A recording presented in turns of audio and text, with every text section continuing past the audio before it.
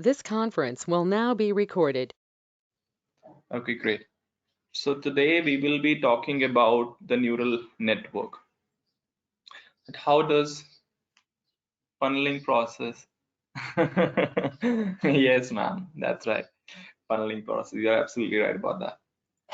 So let's talk about the introduction to neural network. Let's try to understand that why do we have neural network? What is the need for it? How does that work? How does they work? All that stuff. Let's discuss that. So the reason why we thought of developing the neural network is just because of one goal, that we wanted to know about our brain.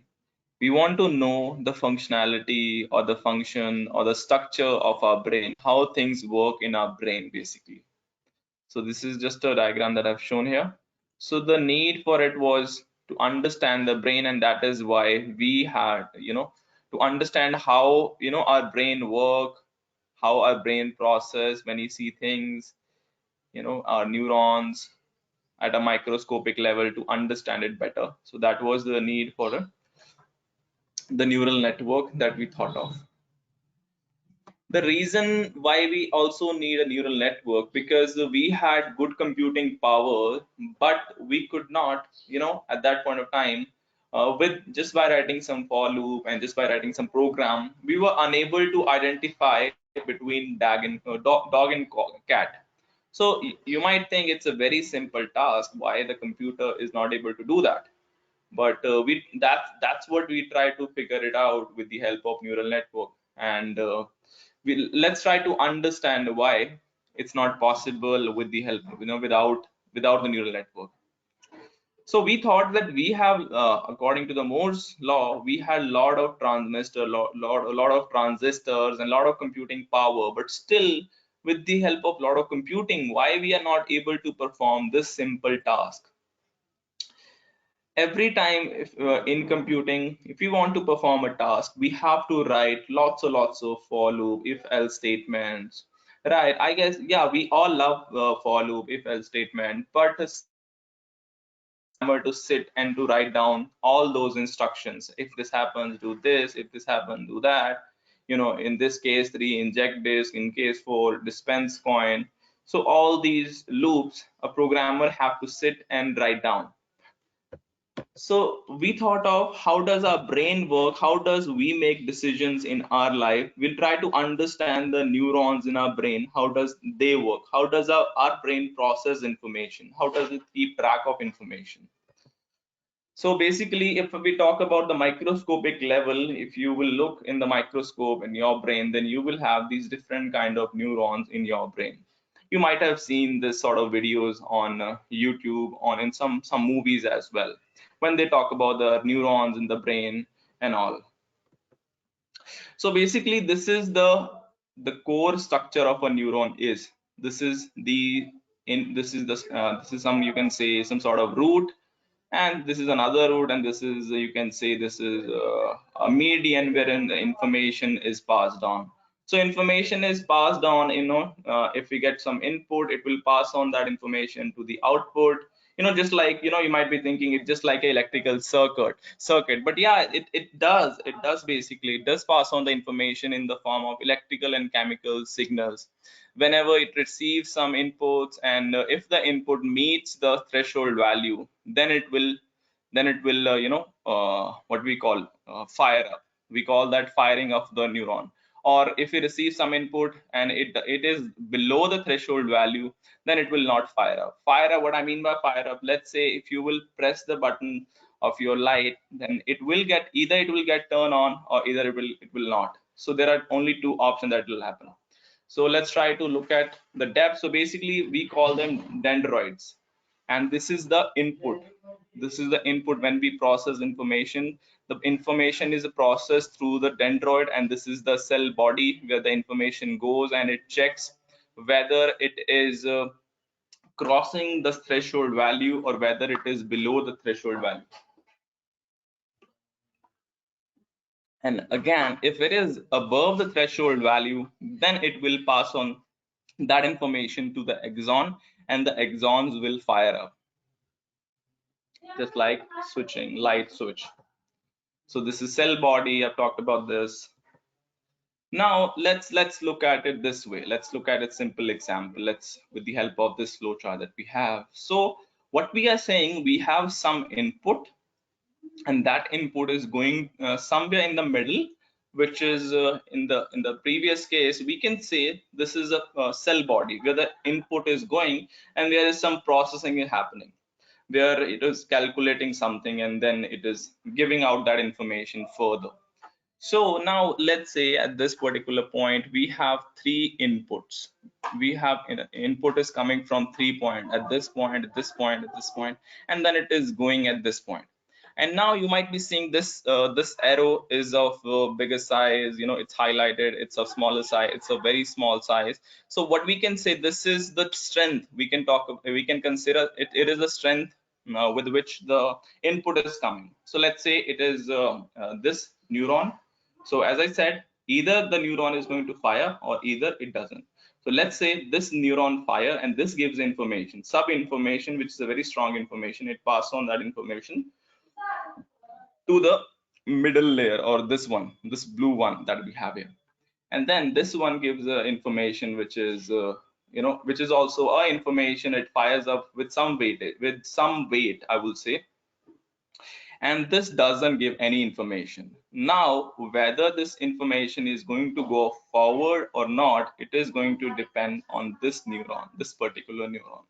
Now it is going to check the weights, let's say the information, let's not go to weights, let's say the information that it has received from the input layers, or from the input, I would say from the input neurons. If it crosses the threshold value, then it will pass on that information further. And how it is going to pass on that information, it might, you know, it is up to this neuron. It might pass this information to this one and this one, and it doesn't pass this information to this one, and it passed this a smaller amount, very little amount of information to this one. So this is how it works. It does pass the information, but it depends on itself, you know, this one, at the middle, that how much information it want to pass on to which output layer. So over here we can see through the diagram, it's passing very less amount of information.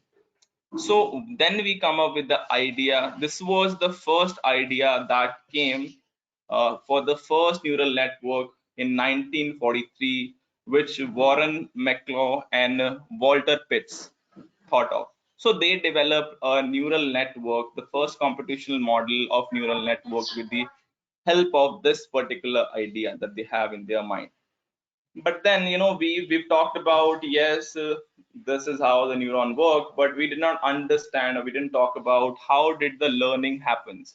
How did actually the neurons come to know or make decision? How did they learn something? So let's look into that. So then what happens is that there was a Canadian physiologist. His name was Donald Hebb, and he come up with a research paper in 1943. And what did he said? He said every time a neuron pass in some information, it increases, you know, its weight. It learns something. It learns something, and that was, and it next time when it is doing the same information, you know, it makes in a it does that it does that process with some better accuracy. So what do I mean by that? I mean to say that if a neuron sees some task, or sees some information, and it fires up at the first place, right? It fires up at the first place. The second time when it is going to see the same information, it is going to fire up at a higher intensity. So that is what Dr. Donald have introduced to this concept, the firing up of the, and about the information. How does the information process? So let's try to understand this in a simple term. How does it works with us? Let's say you are trying to learn new language. Let's say you are trying to learn Japanese. So whenever somebody says Japanese, there are some neurons in your mind which fire up. So whenever, you know, you try to speak that language, and it fires up again and again. So when you do more practice of the Japanese language, and so that these neurons gets fired up every time, and it gives you the retention. It stores the information in your brain, and that's how you get perfect in language, and any language or anything. That's what we say, that we say that practice makes a man perfect. But what is the logic behind it? We say that if we'll practice maths question, if we'll practice English, we get better. But what is the reason behind that? So this is the reason. The weightage, you can say, or the tendency of a brain, it gets better every time whenever we do the same task again and again. That's how we call nowadays. We feel like whenever I'm doing something, there are a few things that you do, you might feel very excited about them when you are doing them. Maybe it might be for someone, it could be singing, and you want to do it more. You do that again, you do that with some better accuracy, and you feel good while doing that. So this is the concept that Dr. Donald have introduced us with. Now this was explained up here, that if it gets it is the if the dendron receives some information, it does some task, and again it does the same task, it will do the same task with a better accuracy, because now that it has understand how to do that particular task. And that's what we call weight, because it is going to assign some weights to that particular task.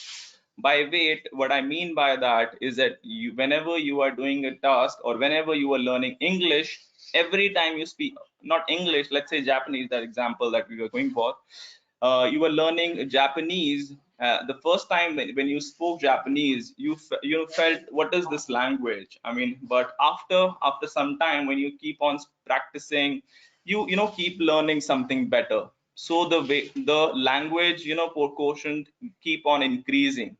So we'll say that that is the weight. The weightage for that particular language in your brain has increased. You are start giving more importance to that particular language, that yes, this is something that I want to do more.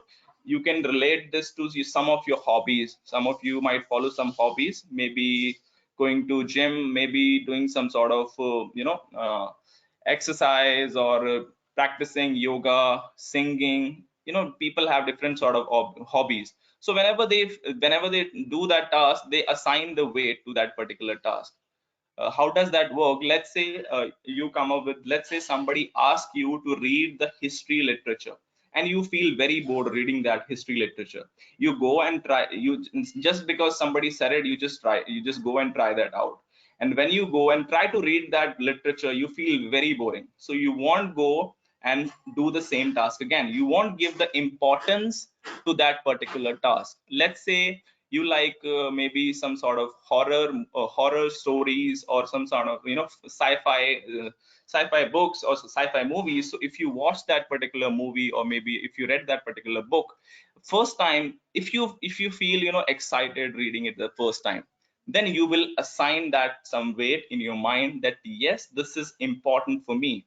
I feel very good when I do that particular task. I should do it more. And every time you do it more, you get better. Well, it depends on the task, what task you're doing. If I talk about movies, how can you get better watching movies? But if you are doing something something good, which is productive, maybe learning some new hobbies, maybe practicing something, maybe coding, or maybe it could be anything which could add some value in your life. So every time you do it, you gets better, and you assign weights to that, and the weights get updated every time you do it. So that's how the neural network works. Basically, the first time they will do the task, they will assign some random weights to it.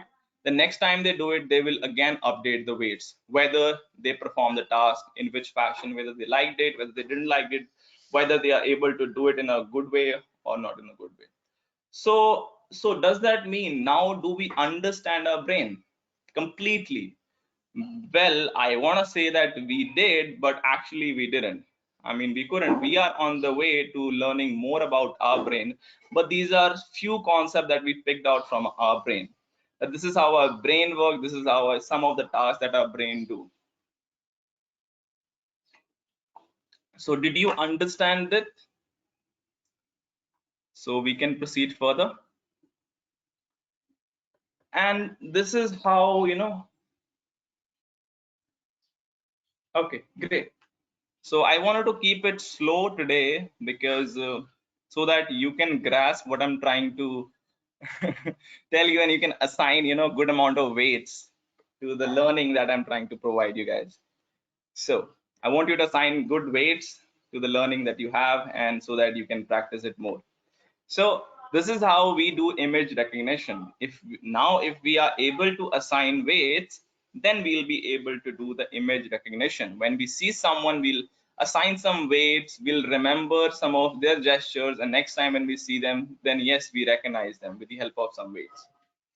Now let's talk about what is layers, what is features, and how the learning actually happen in the neural networks. Okay.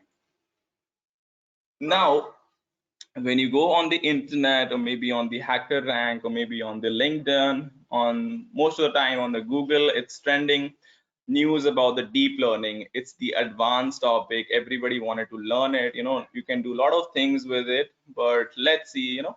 And we have also seen AlphaGo, you know, beat the Leo pseudo, the, you know, the winner of the game, particular game. You might have heard of this, right? So this can only be achieved with the help of deep learning. We also might have heard of the car, you know, self-driving car, which is Google working on, and which is also Tesla has already developed. So they are, how they are able to do that particular task, how the car know that this is the point that it has to stop, that this is this, because if you will write a code, if you will write a code for designing a self-driving car, so you can give some instruction. Let's say if you see a red light, then you might say it to stop. So your car might be going at a speed of maybe 120. When he sees the red light, it is going to take the speed from 120 to 0, but that is not good for you and not good for the car. So these sort of decisions, you know, the deep learning models, they make it, you know, they make better, they make mistakes, they learn from their mistakes, and they make them better. The learning curve is again same. When the learning curve that we have seen at the first place, it is going to make some prediction, then it is going to find out the error, and then it is going to do the evaluation, and it is going to go back, and it is going to make the same, you know, some different mistake and learn from its mistake. And in that process, it is going to assign different weights to that. Now this is one of the application, you know, that we have, Google Translator, which also sings. Let's see what I mean by that.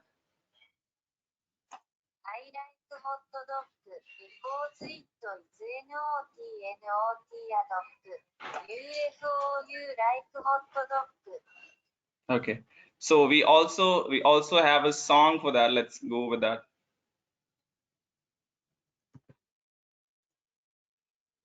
Hang on.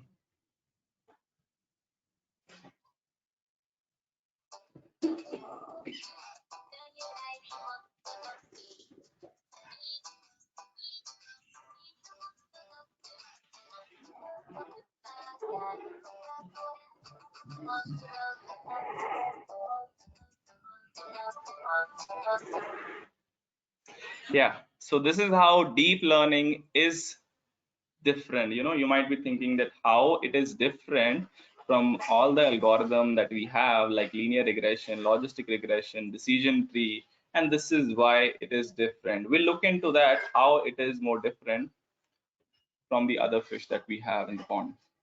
Let's see. So far what we have understood, what we have seen, is that's called shallow learning.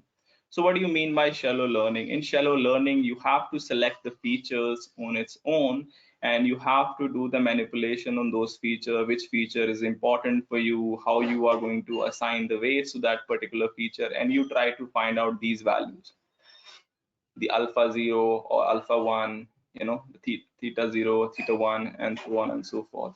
But when we talk about, and then what we try to do, maybe we have this sort of data points. So with machine learning, what we try to do, we try to plot a linear line on them with writing some of our own code, and it will plot the linear line on them. Maybe we have this sort of data, which is not a linear function. So we could have some sort of curve for tracking the value of that particular data. This is a relationship between the distance from employment and to the pollution. This is Houston house price data, so it's about that. And might be you might have some case in which you have different points and you want to divide those points. So if you want to divide them, you cannot divide them just by drawing a linear line or just by drawing, you know, some logistic curve. So you might have to draw this sort of curve, but how you would do that with your algorithm? You might have to do different sort of transformation on your algorithm, different sort of feature selection on your features that you have, which feature you should select, how you should manipulate the value of that particular feature that you have. I know we haven't talked about it, but this is what we do in machine learning, right? And but when we talk about deep learning, in deep learning you don't have to take all these headaches. You don't have to worry about selecting the feature. You don't have to, you know, think about the feature selection, the feature extraction. You don't have to worry about manipulating the feature, which feature is important for me, which is not, how, what is going to be the value of theta 1 theta naught, all that stuff. That is the thing that you don't have to worry in case of deep learning. So let's look at how this deep learning works basically, and where do we use it. So where we use it, let's say we have a training data, and we have some pictures of cat and we had some pictures of dog. So what we want to build a model. So we want to build a model in such a way that when we fed the data for the cat and when we fed the data for the dog, our model can detect that whether the data that we have fed, is it the image that we have fed, is it the image for the cat or is it the image for the dog, or not cat, I would say. Now how does that happen? So basically we have some training data. We will give our model different training images, like we do in case of machine learning. We give different data points to our algorithm and it does some manipulation on those algorithm. It finds its different value and then it gives us output. The same thing is going to happen with deep learning. We are going to fed the testing data and then we are going to send that data to a model, and then based on some algorithm that it will apply, based upon that we'll have some output. Either it will tell is it a cat or not. So in this case, yes, it would be a cat. Now what is training data basically? So for training data we need high resolution of images, different types of images, right?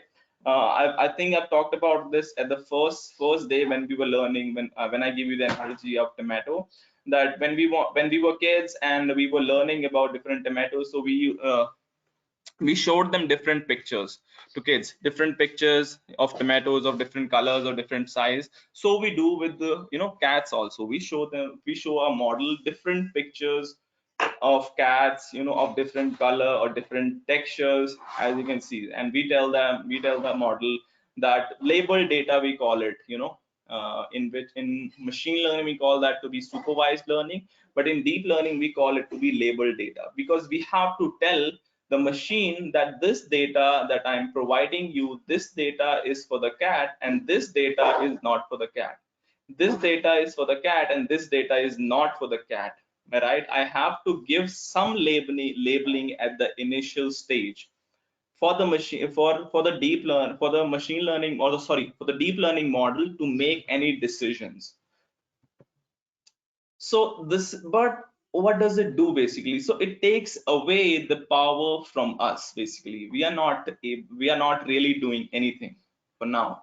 We're not doing any programming at this particular time. We are not extracting feature, we are not doing any manipulation with the feature. So that is basically we given the task to the computer to do some manipulation on our work, and that is basically the data science is, or artificial intelligence work. Basically we are giving the power to the computer, we are feeding the data, which is a labeled data, to a model, and let it decide that which one is coming into which class and which one is not coming into the other class. So we just have to sit and wait a model to complete the training.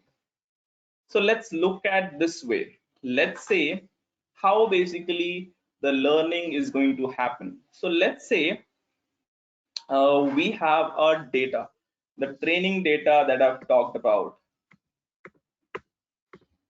Yeah, there were some images that I was talking about. Yeah, these images that I've talked about. Let's say I fed the training data to my model, and based upon this training data, what my model did is it decided to have 6 input layer. Or let's say our model has 6 input layer. So what does 6 input layer means? That means at one time it is going to process 6 different type of information from the same data. From the same data, it is going to process 6 type of input. It is going to receive 6 type of input from that particular data, and then it is going to try all the permutation combination, send this information to the middle layer, and this middle layer, we call this layer to be the hidden layer. And then based upon the input that it receives, it will make some decision and send that information to the output layer. So do you follow what I'm trying to tell you? This is the fully connected network. One input is connected to 6 output at this point. You can see to this, to this, to this, to this, to this, to this. So it is going to send the information to this as well, to this as well, to this as well. And it is also going to, this model is going to basically receive the information from 6 input, just like this did. Now the reason, we'll talk about how it is different from, how this layer is different from this layer in the next slide.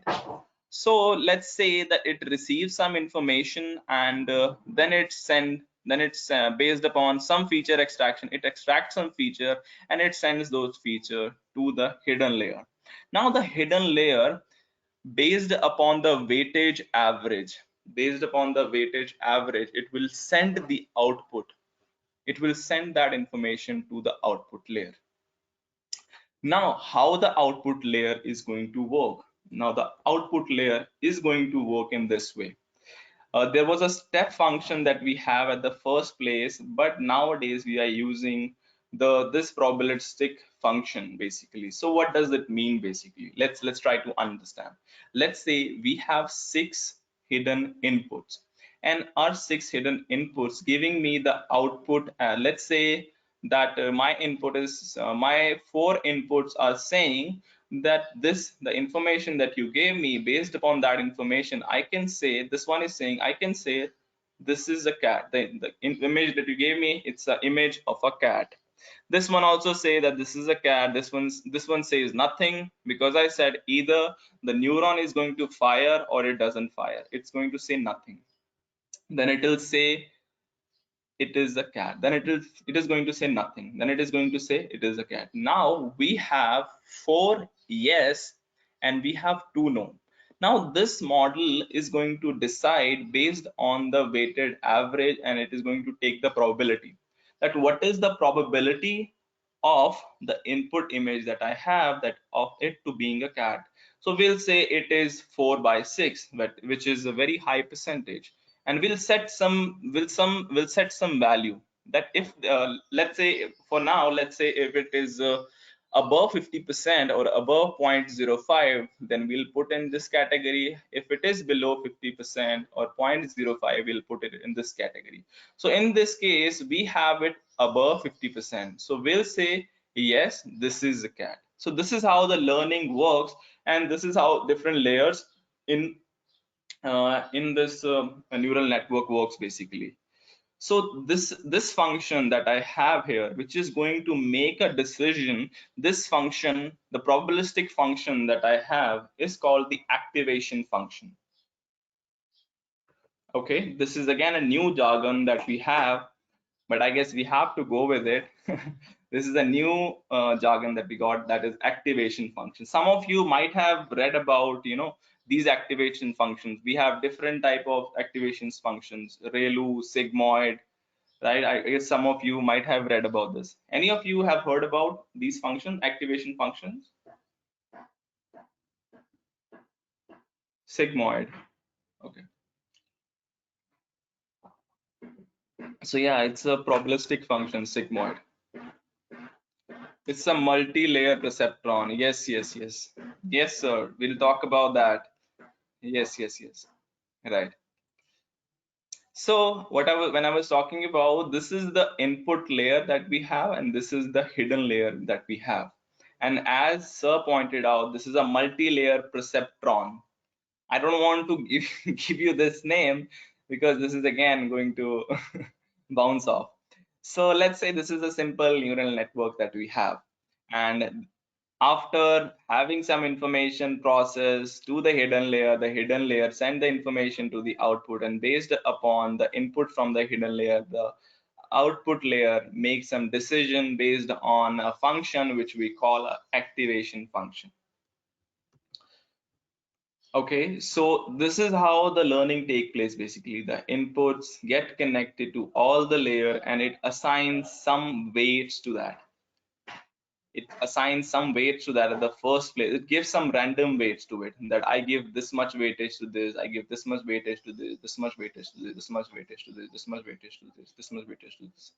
It does the same thing, it does the same thing. Then it makes a decision.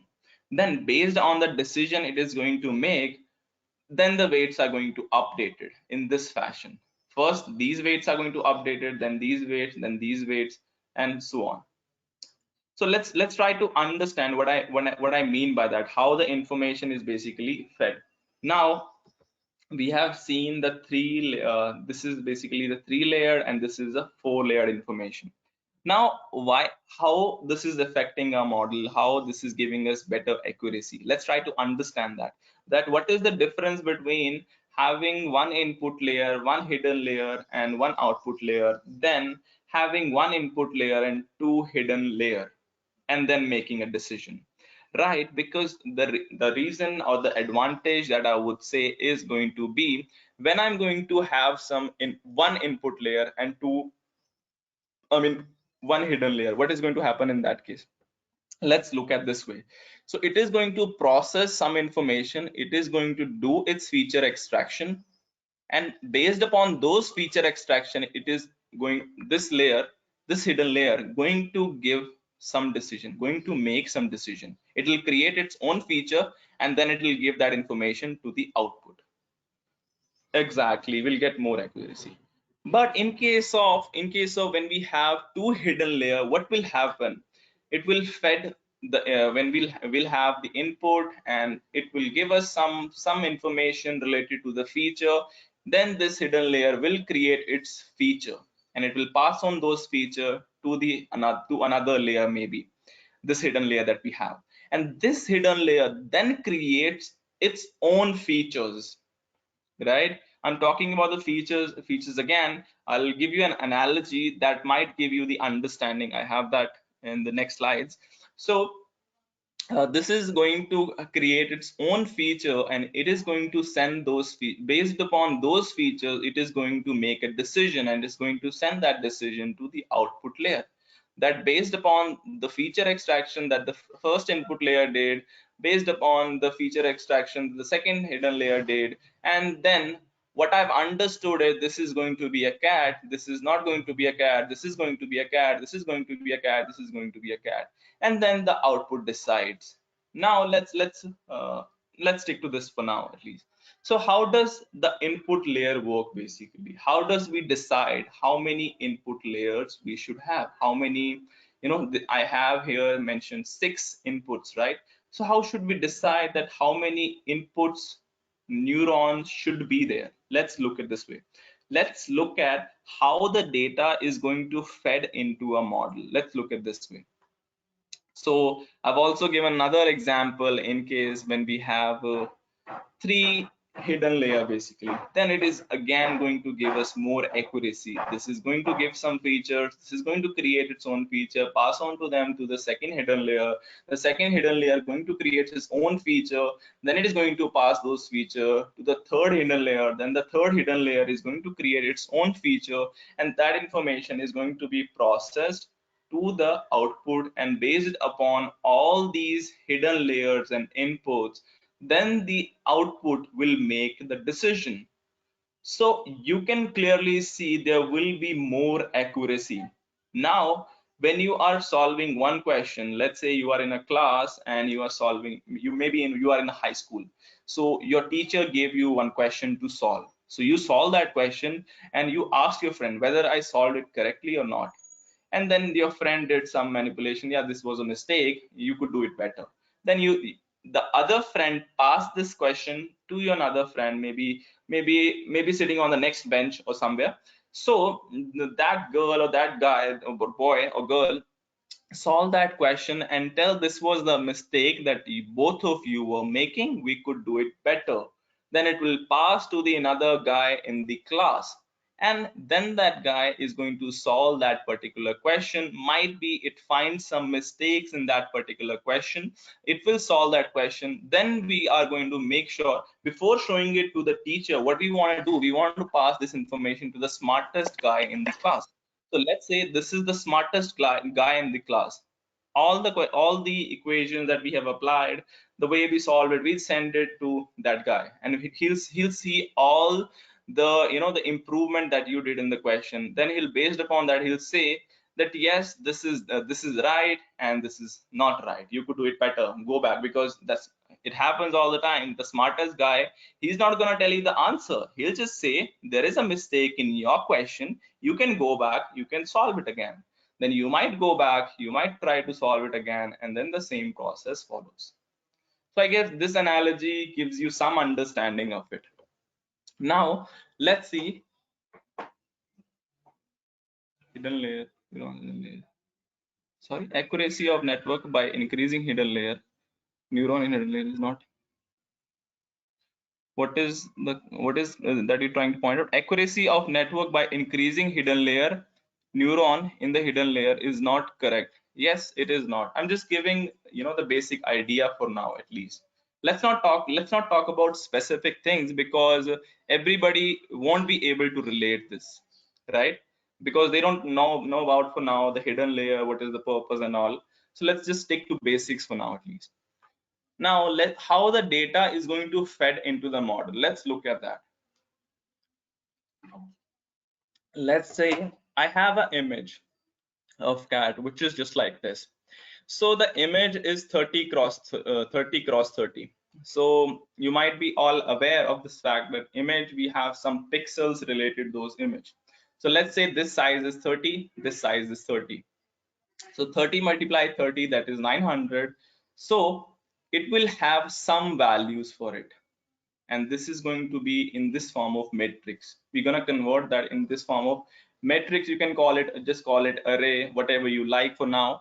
So it will have some value. So what are these values basically? So these values are for different colors. It might have it has different colors at this particular point. It will have different values for that. It has different colors at that particular point. It has different values for that, and so on and so forth. So we have approximately around 259 pixels, somewhere around that. So we will have this different combination of numbers in our in our matrix, and this is the number of input that we need to create, right? This is how the data is going to fed into the system, and a model is going to look at each number. Now let's look at one example, another analogy I will try to give you, and maybe then you can understand this, what I'm trying to say. So let's say I give this image, which is the image of giraffe, and I convert that image into this form, and I fed that image to my model. Let's say this is my model for now. Let's go.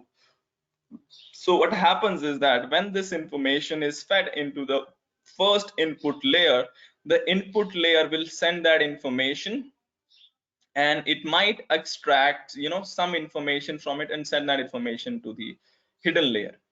So that some information could be the edges. It could extract, it could have identified that this image have these edges, this image have these lines, or maybe this color is different at this particular point. So that information is processed to this particular hidden layer.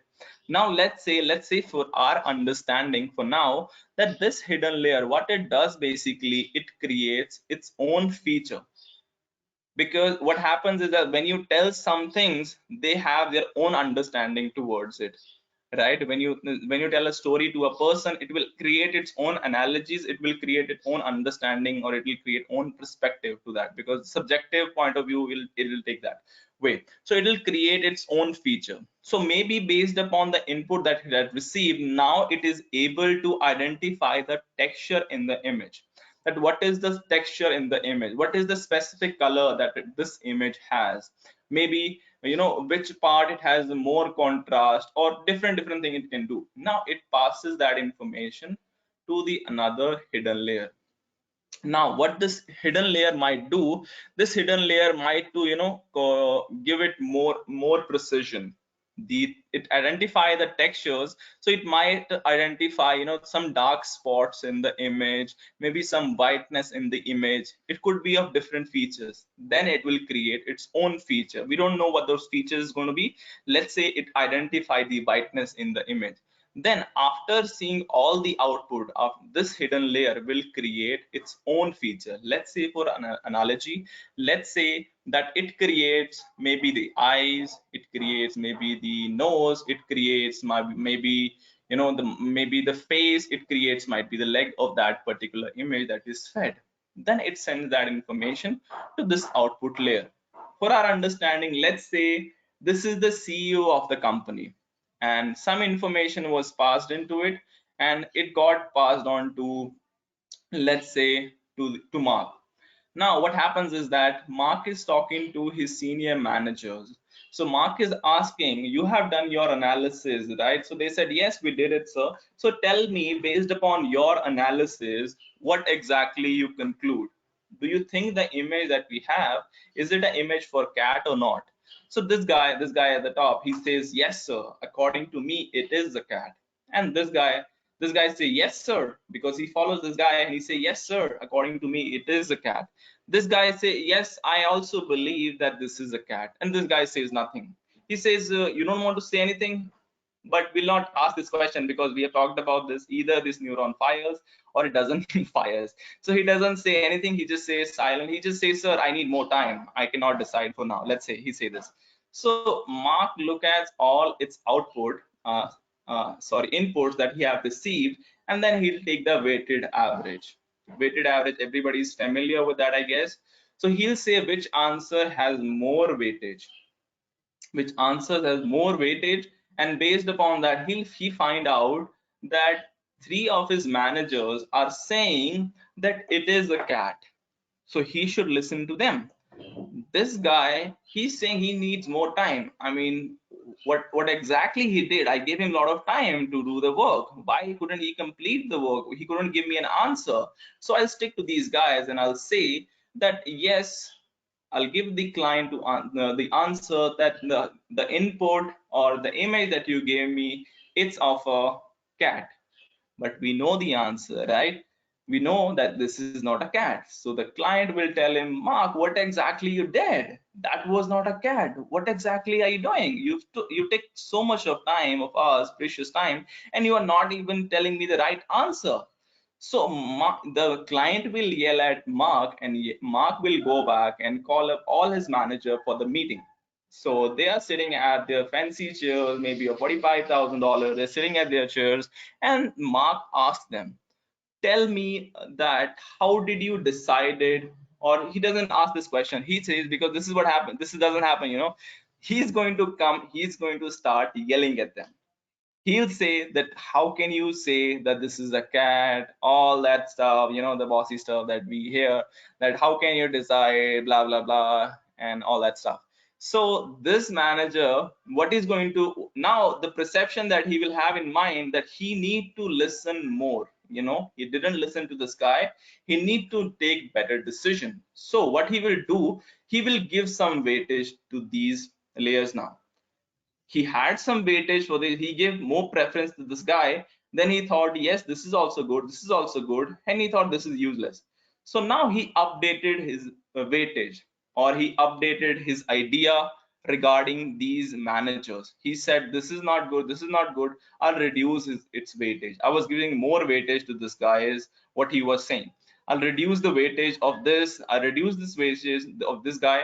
And also, maybe I should give importance to this guy, because he didn't give me the wrong answer. He didn't give me the answer, but he didn't give me the wrong answer, and that is very important. Not replying is good, but giving a wrong answer, it's very bad. It's not good at all.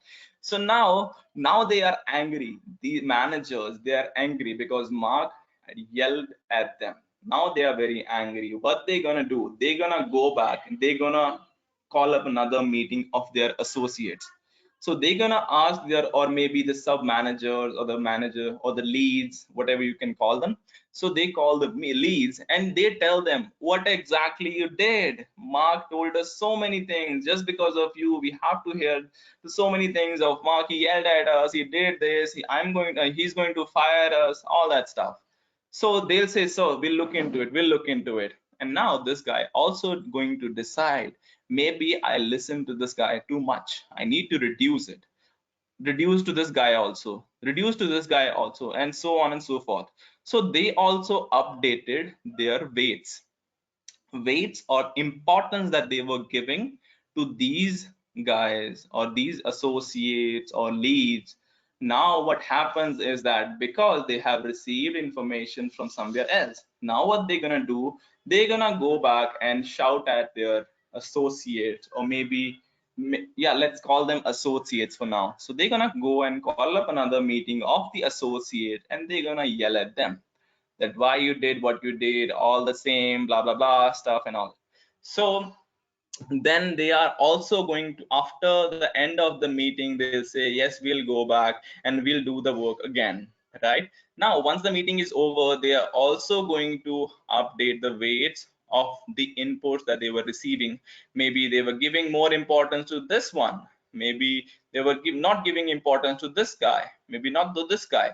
So they will update, they will give importance to the people that they haven't listened before, and they might reduce the importance that they were giving to the people at the first place. Now these one, the associate that we hear, what they're gonna do, they're gonna go and they are going to shout or they are going to yell at the interns, because they have received this information from the interns. The interns got the data at the first place, they did the manipulation at the first place. So they're gonna go and yell at them and they're gonna tell them, go back and update your stuff and all that stuff. So what these associates they are going to do, they are also going to update the weights that they were giving to the interns basically. Now what should the intern do? They only gonna yell at the data, right? They are just some numbers. They're gonna yell at the numbers. Now then the next time when they will see these numbers, then they will try to look at them in a more careful fashion, or maybe more precisely look at more concrete things, and based upon that then they will have some conclusion. So this process of going back, updating the weights, and the mistake that you did at the first place and trying to correct that mistake, going back and updating the weights, this process is called back propagation. Again, a new jargon. So I guess we have to deal with this. So this is what the back propagation is basically: to update the weights in the reverse fashion. We are making some decision. First of all, what happens is that when we make some decision, we have already assigned some weights to these input layers or these hidden layers. But once we have our prediction, we compare that prediction to the actual value. And if there is an error, then we go back and try to correct our mistake. Just like we did with linear regression. First, what we did the prediction, then we made the error, then we tried to reduce the error in the second time, and then we repeated the same step. So this is how the working of neural network works basically.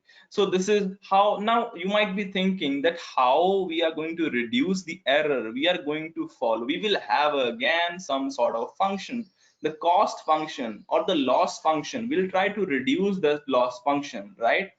So just like we did yesterday with gradient descent, we try to reduce the gradient descent using the slope and the function, try to moving the learning curve, all the stuff that we have discussed yesterday. The same stuff is going to happen in the networks also, in the neural networks also. So basically, if I go back, this was just an analogy basically, but in real time what happens basically, we don't know what kind of feature this network is feeding to this particular network. What is the analysis, based on what analysis it found the maybe the color, based on what analysis this found the line, based on what analysis is found the texture in the image, and based on what analysis this found maybe the eyes, or maybe we don't even know whether this hidden layer found the eyes, or whether this found the eye, or whether this found the eye. We don't know that. So basically for us it's just like a black box, we can say that, because we don't know what exactly is happening inside the neural network. And understanding a neural network, it's again a different part of machine learning. We have different people who does this analysis for us. Their job is to, they are trying to understand how the actual working of neural network is happening, how the work is happening in the neural network, how we are getting some function, how we are trying to reduce that particular function, how we are creating the gradient descent, how we are trying to reduce the gradient descent, how we are updating the weights, how we are adding the bias, all that stuff. That's a different part of the study. So that's now what we have understand so far. We have understand that how the neural network makes a decision. The neural network makes a decision based on a function which we call activation function. How it makes a decision by updating its weight, and updating the weights is called back propagation. The process of going back and updating its weight, it's called the back propagation. Now this so far this is what we have covered. So did you understand what I tried to make you guys understand from this topic? Did you understand what I'm trying to tell you? Great, great. Any questions, any questions that you have, the basics questions, whatever I've explained? Do you have any questions related to that? Please tell me.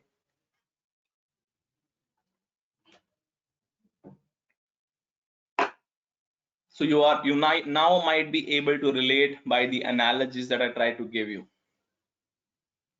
Okay, so this was a lot. This was a lot that we covered in an hour. So let's do one thing. Let's take a break for 15 minutes. So then we'll talk about more about the disadvantages that we have with the neural network. Okay, so everybody can go. Sir, is it possible to implement through Python? We'll talk about that, ma'am. We'll talk about that in the coming slides. We'll talk about all those things. So there are disadvantages to it. We'll look at the disadvantages the next when we're going to back, and we're going to talk about the disadvantages, what we have and all that stuff. Okay guys, so let's take a break for 15 minutes, and you can have a cup of coffee or glass of water or whatever you like. Then we can proceed further. Okay. So, Nandesh, what will you call it? Will you be calling it a remote tea or remote coffee session? Whatever they like, sir. Whatever they like. I mean, if they like coffee, then they can go for the coffee session. If they like tea, they can go Remote for the tea. coffee. See, Yes. see, with 3D printer, now we can print biscuits, we can print pizza, and we Right. can print many things. We know even puris also with 3D printers. So Right. can't we Right. have some machine through which we can have remotely, we can print, or we can some liquid we can have, some e-flow of liquid or coffee. Sure. Machine learning Sure. problem. Sure, sir. I have On faith. I have faith on all these participants. They will do it someday. I'm for sure for that. They will do it. it was on it was on lighter side, but we know driving cars, driverless Right. cars to this. So this is also a possibility. Okay, so after 15 minutes, we again catching. Right. Right, sir. Right. Okay. Thank you. 15 minutes break we have, and we'll start again at around 12:15 or 16. Okay, everybody.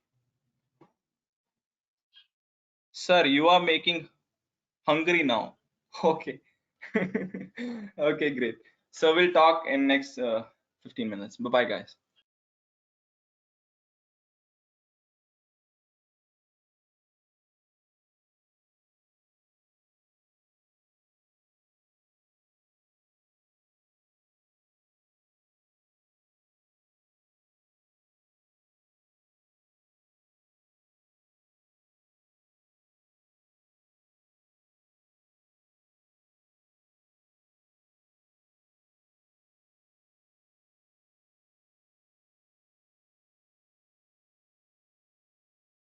Tawfiq, are you there?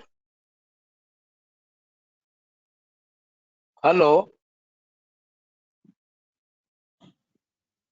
Hello. Tawfiq, are you there? Sorry. Is Tawfiq there? One of the participants? Tawfiq. Let me check, sir. Tawfiq. Tawfiq is there, sir. He's muted. Yeah. You can please ask him to get it unmuted. Maybe Tawfiq, he if can get it. Tawfiq, can you hear us? Maybe he went for the coffee or something, sir. Is he the same one who is from Oman? Sir, I don't have an idea about that basically. So you can ask him because he Uh-huh. is a professor. He's a senior faculty with the University of Oman. Okay, So okay, I would love to find out whether he is okay, the same fellow. okay. Yeah, we'll ask him, sir. We'll So, ask him once. yeah, Once he. because when Tawfiq was my PhD student way back, Okay, and he did a lot of work, okay, especially on this intelligent web. okay, So that time, so I would just I'm pretty keen to inquire whether he's the same fellow. okay. Yeah, we can surely ask him once he's back. Nandesh, you will have an hours session after this Uh, break, and hours. Sure, sir. Sure, sir. We'll do that. We'll just conclude and this, so then we can, if we have already received their, the feedbacks, if we have them, Uh-huh. so maybe we can find out whether we should have one more, because already one more lockdown has been announced by our honorable Prime Minister. Yes, So sir. maybe we can have more such session, more such program. So Yes. about this viability, whether we should have it or how to, because ultimately it will also be needing resources. Right. So we will just try to find out how will it Right. go. Sure, So sir. on Sure. the basis of responses. Sure. Okay.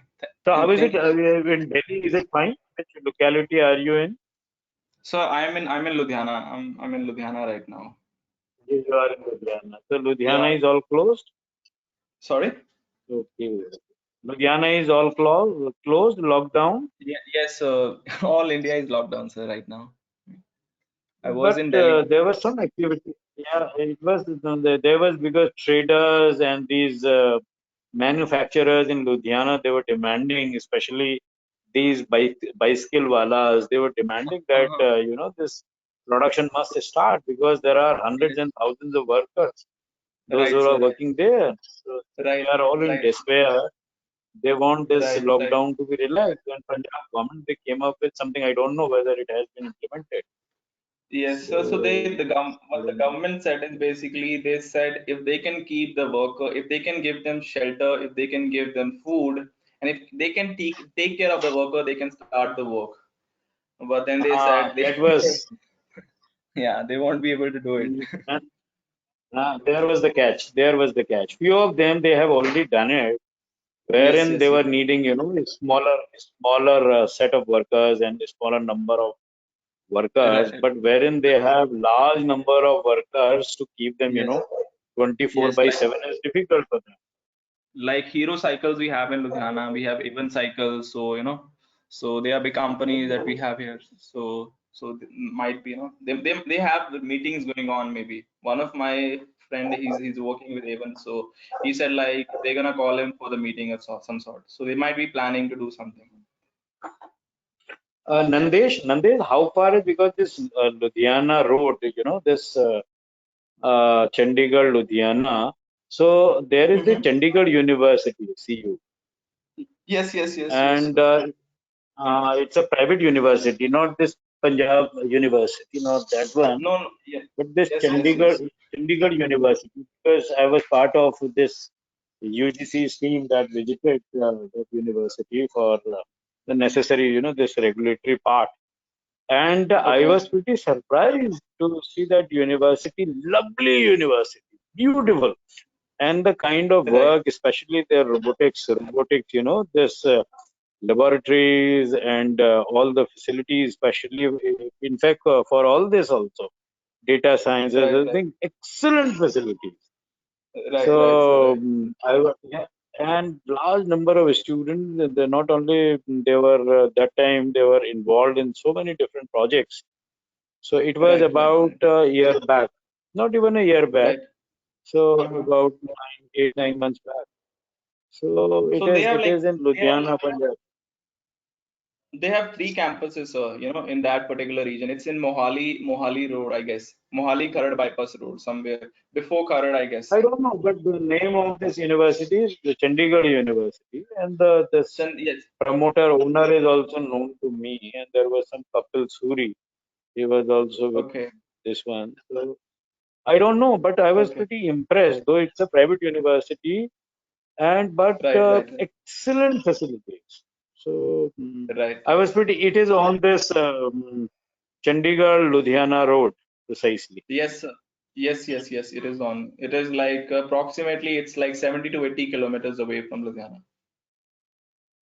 Okay, okay. But Yes. lovely campus. Yes, sir. Yes. Chalo, It so have you by been? the time, because Mhm. you were Yeah, go on, asking please. something, yeah. I said, have you been to Chitkara University in Chandigarh? We have Chitkara University also. It's also very amazing. They are also doing very good work. It's also a private university. No, no, Chitkara. I haven't been to, but Okay. Chittor University. I have been to Chittor. Yes. Chittor, part of this Okay. Okay. Chittor University. Chittor I University, heard a again, lot. the Yes. Yes. What about lovely but this Professor Chandigarh University? University. Hello, Somebody's asking what somebody about. was there. A lovely Professional University, Punjab, Jalandhar. Yeah, yeah, there is this lovely professional university. Again, lovely university. Basically, Naam is lovely university. I'm doing PhD over there in computer applications. Computer application. Who is your head of department and what's your good name? My name is Gauhar Mohideen. Okay, that's been fantastic. So where are you? Where are you in? I mean, you are in Chandigarh only at the moment. Where are you from? I'm from Jammu and Kashmir and I'm at home this time. Where are you? You're lucky. Which location in Jammu and Kashmir? Anantnag. Oh, lovely, fantastic. So we have our participants from all around. Yes, Yes. yes, yes. Good Yes. good, good to find so many. I'm very happy. Good, good. But Jammu, see, in Jammu University, this is Vaishno Devi University. Yes, yes, yes. Do you know about it? So there is one student of mine. He's Gandhi, Naveen Gandhi. So he's Okay. with this computer science. Yes. So they are also running several programs and programs of consequence, good programs. So and Right. Jammu University and Kashmir University. What about Kashmir University? Is it Yeah, I have done, how is I this have done doing now? masters from that. I have done masters from Kashmir University. From Kashmir University. After that, Okay, I was okay, working okay, on a contract basis for 2, 3 years. And then I left that, and okay. presently I'm in the second year of my Acha, PhD. presently pursuing. Yes, Okay, yes, so yes. what is your topic like? What is your topic like? Prediction of Alzheimer disease. What is this? Prediction of Alzheimer. This is also brain disease. Okay, okay, okay, okay. It's a good one. So which tool again? Soft computing you using? That's why I am facing. Basically, I am facing problem how to tackle these images. I have a 64 GB data set, and I am facing some problem. That's why I joined this course. No, because ANNs, you see, ANN can be a pretty handy tool. And No, if I what no, problem if I I am could tell facing? you, No. What if I problem I could am tell facing you, big, currently? What yeah, problem I am currently facing? Basically, I am in the first stage of my research, and I am facing problem how to tackle these images. Basically, my image data set is in the format of NIF, a Nifty format, okay, where I am okay. facing little bit of problem. So have you But tried any? Nandesh, I I just want to ask him. I just want to ask you, where did you get your data from? Adani Is it website. classified or it is on public domain? It's on public Adani. Alzheimer disease neuroimaging initiative. Acha, That's open. Alzheimer.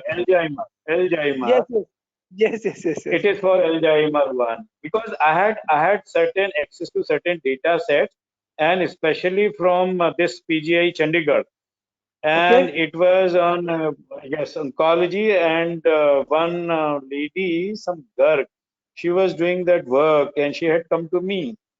So Okay. it was there, but it was not specified data set. So maybe I have that. I have a few research papers on that. And Okay. actually, in the beginning, she had same set of queries and same set of problems. So, but somehow we could resolve. And almost on similar lines, people are conducting, a lot of research work at Okay. this Vanastali Vidyapith University. So maybe we can have, we can again connect dots and we can have a research group. So, I Yes. mean, advantage of such programs is we get to know each other and then we can start working on different research Yeah. problems also. Basically, I want, if you don't mind, your contact number so that I can have a little bit of conversation with you people so that I may get somehow, how can I tackle this problem? Because I am in the Don't you first stage. don't you worry. Who is your supervisor? Dr. Ashok Sharma, he's from Jammu, associate professor. Okay. So maybe we can have a some platform on which we can discuss these issues. But Yes. minded, the more you explore, more you research into it at the Yeah. initial But stages, these the days we more have a wiser problem you here. are. Basically, we have a problem here because we don't have 4G connectivity here right now in the Kashmir. We are stuck in the 2G, and I am unable to download any research paper right now because I'm using my I mobile phone right know, now. I was unable to connect it I with my know. laptop. That's a huge issue. That's a huge issue. Very But big rest issue. I am assured, unable to download it all in these the G's file. will be with you, and Sorry? sooner than later you will have all these networks. Yeah. Yes. So Nandesh, can we have our session get going?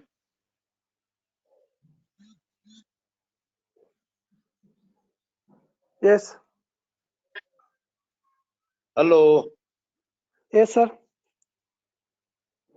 So Nandesh, can we have our session get going, and can I find out about Mr. Usmani? So yes, let's see. Let's ask him. Hello, Tawfiq. Mr. Tawfiq, can you hear us? Yes.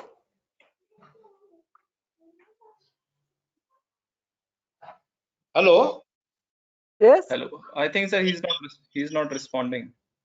Tawfiq, we want to speak to Tawfiq Ahmed Osmani. Mr. Usmani. I think he is Is not Mr. responding. Usmani around? Yeah, he is not responding.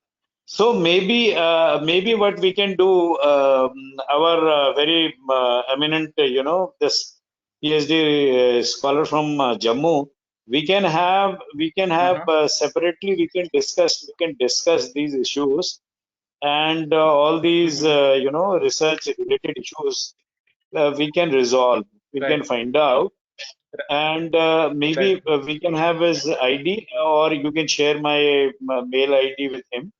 So subsequently, Okay.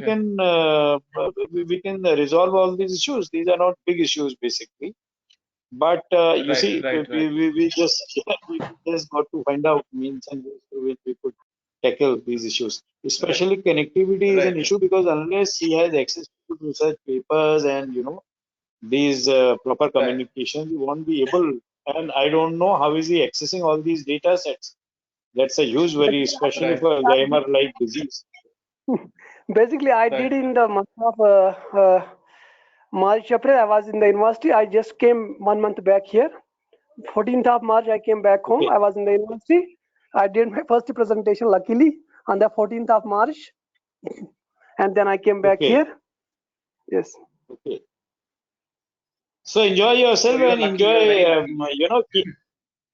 keep attending these programs. Yes, yes, So yes. maybe we can have something in consequence. You can also write to us, and you can also give your feedback as to how helpful it was. You can also write to your government out there in J&K, especially at the moment this is centrally administered at the moment. So you can just write to them. You can always state that it was handy, because we should also get some kind of a response from the government. So it is good, and any digital communication that always remains. So yesterday also I had requested all participants that you please do write, and because that will help us, in at least starting a few other programs, launching other programs as well. So that will help us. Nandesh, you can go ahead with this session, and concluding part, then we can have all these discussions. Okay, sir. Okay. Okay, so everybody is back. So we can start. Please type out yes if you are there. If you can hear me. Okay, great. Great. So let me just do one thing. Yeah. Okay, great. So now that we have understood, or we have talked about a lot about the advantages that we have using neural network, how can we process information through the neural network? Are you able to see my screen? Yes, we can talk about all these things, maybe after the session. Let's come back to the topic that we have at hand. Okay, so what I was saying is that we have talked about a lot about the advantages that we have using a neural network. Now let's see, if these are the advantages, there has to be some disadvantage, or if there is advantage. So there are few advantages that we have using the neural network. So let's see why there are advantages to the neural network. First of all, let's try to understand that. As I said in the previous slide, that neural network for some people is like a black box. We don't exactly know what sort of feature selection is going on, what sort of feature extraction is going on, how it is taking the dimension of those particular features, different sort of manipulation which is happening on that particular neural network. We don't know that. How it is making, if it come to conclusion, what is the reason? Because we as humans, we always believe in reasoning. We want to know if something happens, then why this thing happens, right? We want to know that, reasoning, we always interested in reasoning. But in case of neural network, we don't have that advantage to know about the reasoning behind the neural network, that how they are processing information through different hidden layers and input layers and output layers, and what are the key factors based upon which they are making a particular decision. So let's try to look at that. So where we cannot, so now somebody will say that, before addressing to this question, somebody will say that where can we, before jumping to the neural network, I should have talked about this, that somebody would say that where can we have talked about a lot of things about neural network, how do they work and all stuff. Now somebody would say, where can we use the neural network? So I would say you can use the neural network everywhere, wherever you want, in all the fields.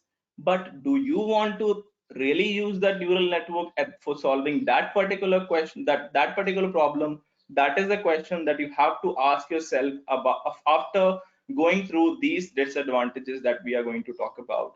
So where we cannot use the neural network, let's see. So in the system, in the law, where we are making some decision, if we are maybe giving some punishment to a culprit based upon some analysis, maybe we have deployed a deep learning model, we have fed a lot of cases to our deep learning model, and our deep learning model decides something, that this person should get this number of years of jail time, or maybe whatever it assigns to that particular person, whatever suffering he has to go through. But we want to know the reasoning behind it. So the neural network will not be able to tell us about, due to, according to this section of the Indian Penal Code, this person did it, and we won't be able to see the judgment. So this is one of the example where we will not be able to use the neural network. And also there are other difficulties that we have when we talk about neural network. So let's see what are those difficulties. You are saying, sir, you have talked about a lot of good things about neural network, but now why you are talking about the bad things? But I have to do that. So the first difficulty that we have when we thought of working with neural network is computation, because training a neural network, it's going to require a huge amount of computation. You will have to require lots and lots of GPUs. You might be thinking that, yes, I have a GPU in my system, maybe of 8 gigabytes or maybe 16 gigabytes. I can train a machine learning model. So I have to say you cannot. And the more, that is the one of the major problem that we face when we talk about neural network, when we talk about training a neural network. Because training a neural network, it is going to take lots and lots of hours. Sometimes it takes 10 hours, 15 hours. The normal, when we talk about the simplest neural network, it has a very less amount of data. It might take maybe probably 7 to 8 hours, maybe 10 hours, the simplest neural network that we can talk about. And the second problem that we have, we need data. We need a large amount of data, huge amount of data. The large, by large, what I mean, maybe millions and millions, millions and billions numbers or data points, or the data, whatever sort of data we are trying to deal with. This is also very subjective. When somebody asks me that how much amount of data I should have train a particular machine learning model, it's subjective.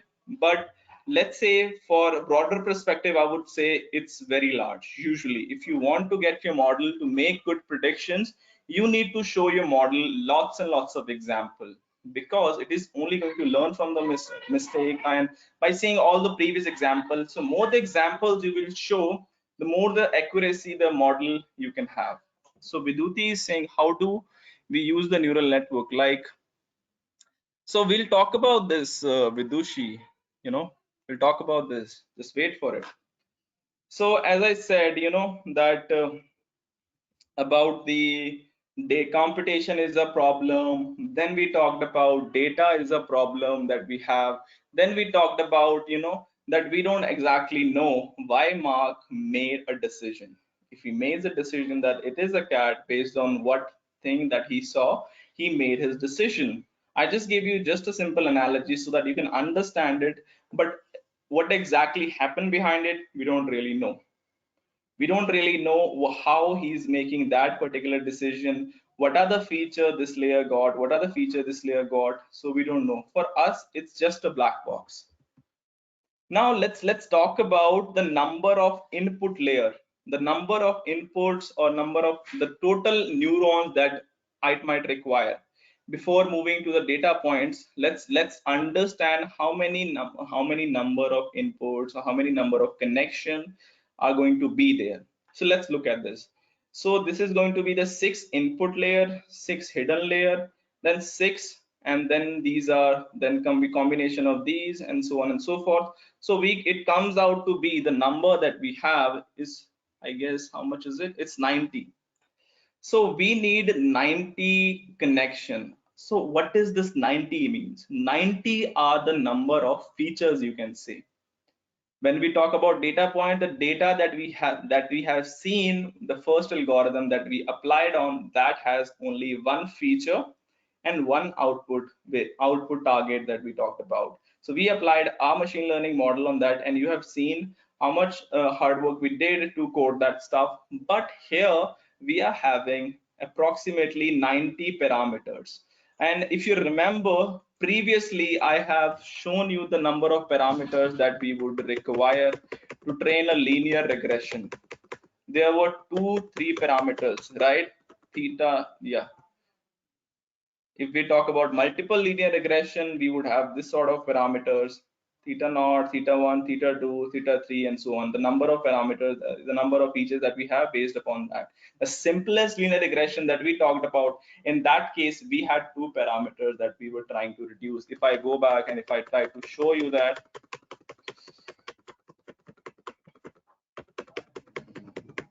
give me a second. No, it's not. Yes. So these were the parameters that we were trying to find. These were the parameters for the linear regression model. And you have seen, how much hard work we did to calculate all those things. But here we are talking about the number of parameters as 90. So you can just imagine how much, how much amount of computation it is going to require to calculate or to work on 90 parameters. You can just think of, this will answer to your question, why do we need large amount of computation power? Now let's try to understand this, that let's imagine that your granny makes a very good cake. You love the cake that your granny makes. So you try to depict, you want to eat the same cake which your granny used to make. So you want to depict the recipe which she used to do. So you try this at the first place and you find that out that no, this is not what my granny, what I ate, what granny made. Now, what you have to do if you want to make the cake that the granny used to make, you might have to give lots of tries.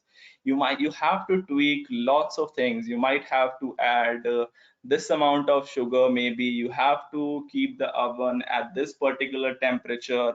I don't know much about cooking, but let's say there are lots of variables that we have to take in account, and also we have to try this thing multiple times. So this is what we have to do, the same thing here.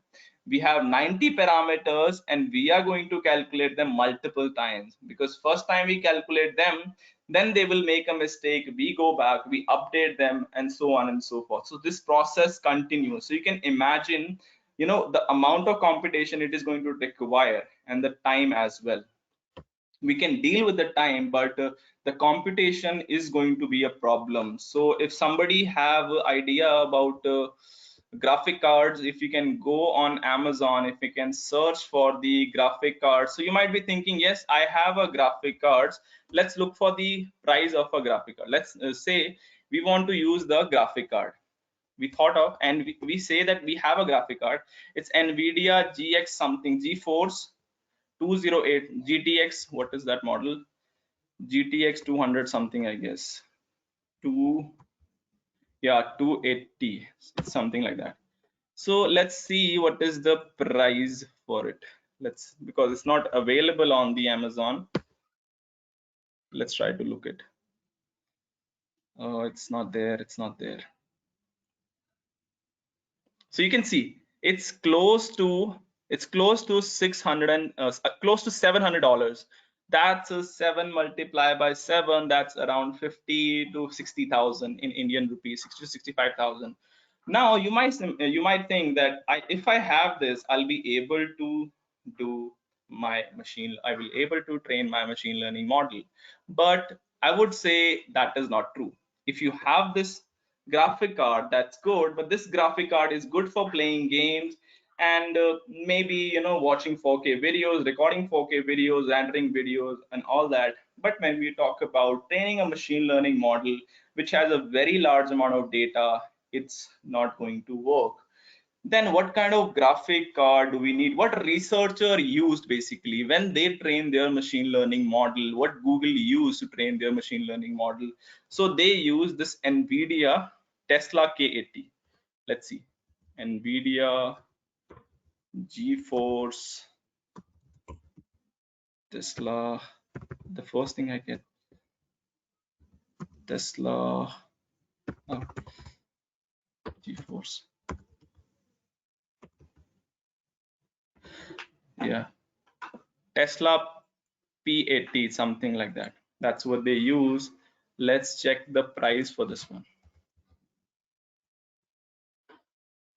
So you can see it's close to 5,000, and you can imagine, in Indian rupees, how much it would cost. And this is the graphic card that we have when we talk about the data centers. This is the graphic card that Google uses in their data center, Facebook uses in their data center. And this might as well fail sometime. To be very honest, this might fails. And the reason you might be thinking that why this is so costly, let's try to look at this.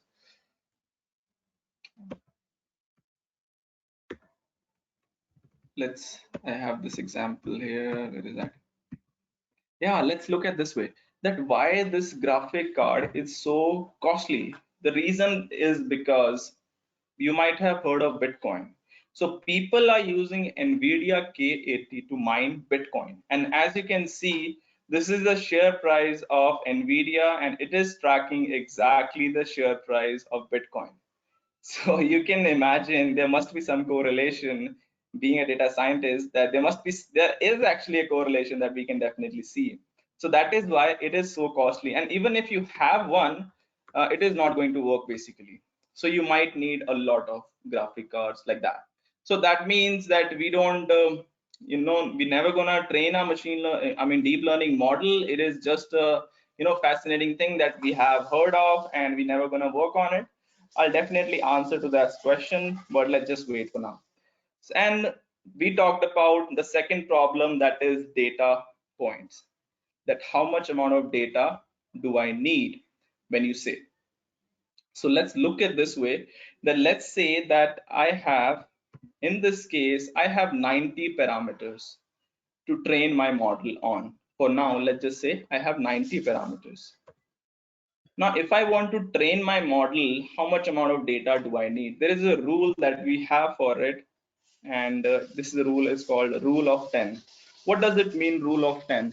This means that the number of parameters you have multiply by 10, you will have the data point that you would require. So that means if you have 90 parameters, you can multiply that with 10, and you might need 900 data points. So that is also huge when we talk about, training a machine learning model. That's very huge. Let's see how many parameters do we need when we talk about training an image data set. Let's say we have this image, and we have this image is 25 cross 28. This image has pixel 25 into 28. So let's see how many input layers do we going to need. So can somebody, if somebody is good at math, can somebody tell me 25 multiplied by 8, how much is it?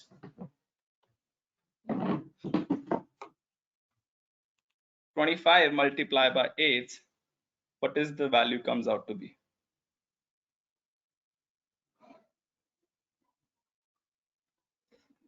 I guess I have to answer that.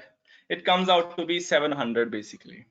So what I mean by that? What I mean by that is my input layer is going to have 700 neurons. 700 neurons, and that is going to multiply with the hidden layers and all the other layers that I might have. So now I would have a parameter close to 4200. Now you can imagine the amount of data point that I require if I want my model to predict, any image data set that I have. Okay, let me repeat that again. So this is the image that I have. Let's say that this is the image that I have, and I want to train. Yes, I'm repeating. So I want to train my deep learning model to predict this particular image. I have some image data, let's say that to be a cat or dog data. So in that cat or dog data, the pixel size for that data set is 25 cross 28. Let's imagine that for now. Okay, so the input layer, what is the number of inputs that I'm going to have? In this case, the example that I've shown you, in this case, the input layer, we thought, or we considered, just for the example, that we have 6 input layers, and so on the other hidden layers, and then the output layers. So let's see in this case how many input layers do we need. So 25 cross 28 is 700. So we will have 700 input layers. So you can just think of it, 700 input layers, then the hidden layer 1, then the hidden layer 2, then the hidden layer 3, then the output. So the total neurons that my machine, my deep learning model will have is close to 4200. Now, as I said, the data point, the rule 10, the rule of 10. So how much data do I need for it? What is the number of images that I need for it? The labeled data. Can somebody tell me?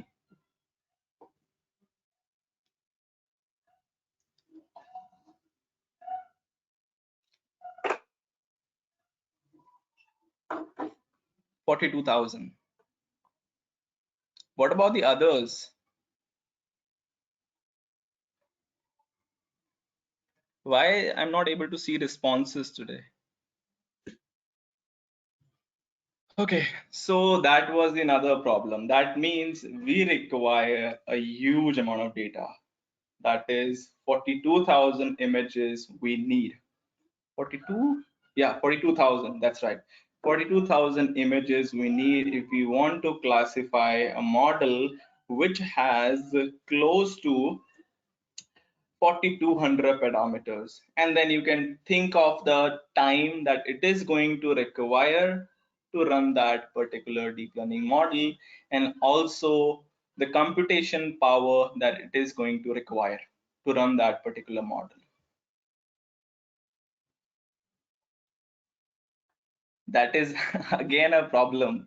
To collect that amount of data, you have to do lots of web scraping. Maybe you have to find different resources for that.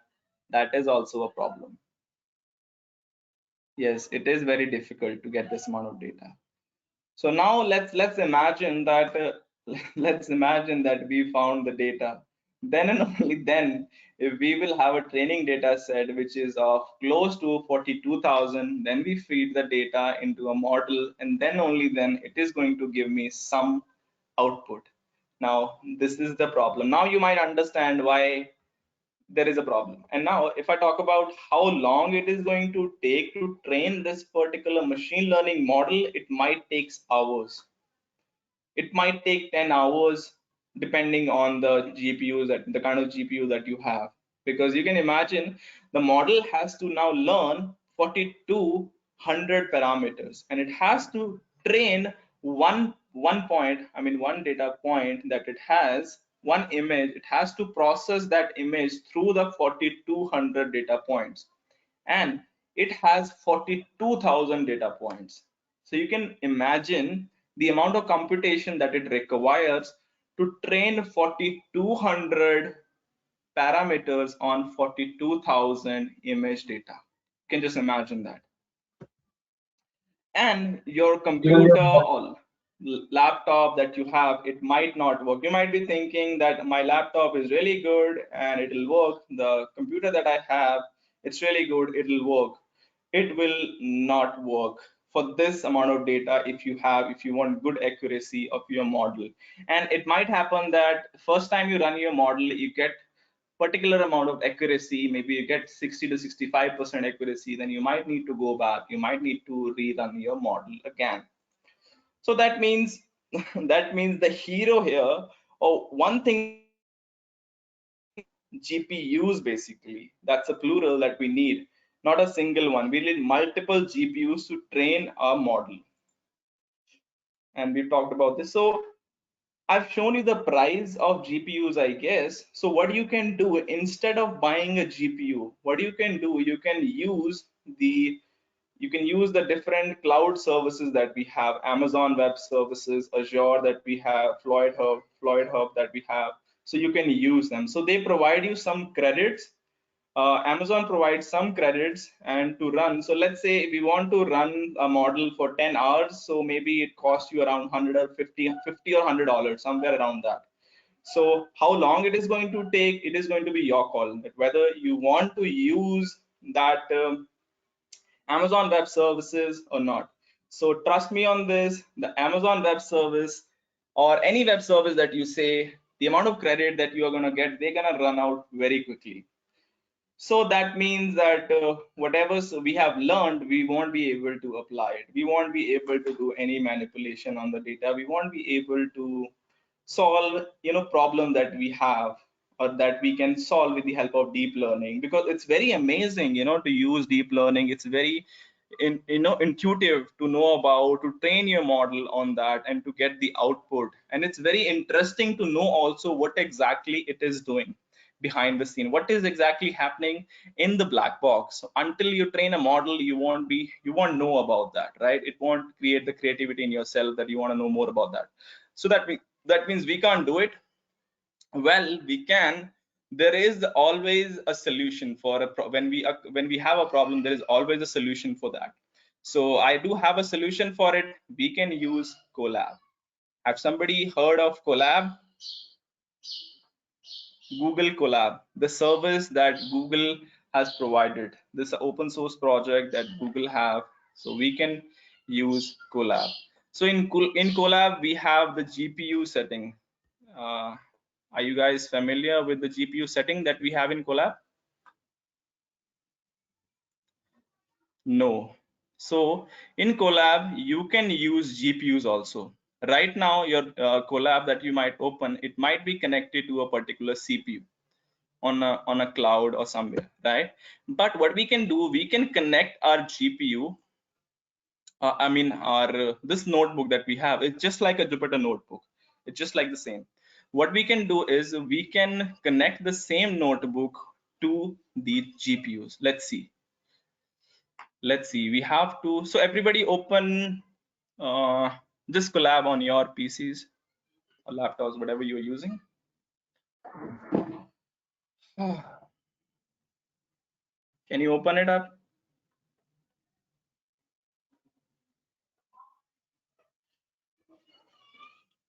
Did you open Collab?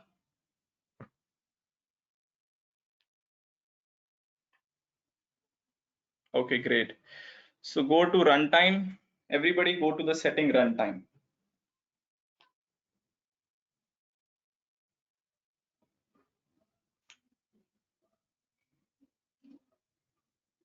Once you go to that setting, let me know, please. Ma'am, go to your drive. How can you open it up? Okay, let me show you. You can go on Google, just type Collab notebook. The first link will come of Google Collab.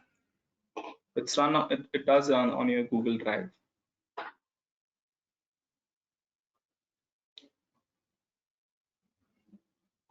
So this is might you get this might link. I'll share it on the chat window. Yeah, what do you have to do? You just have to go up here, click on new notebook.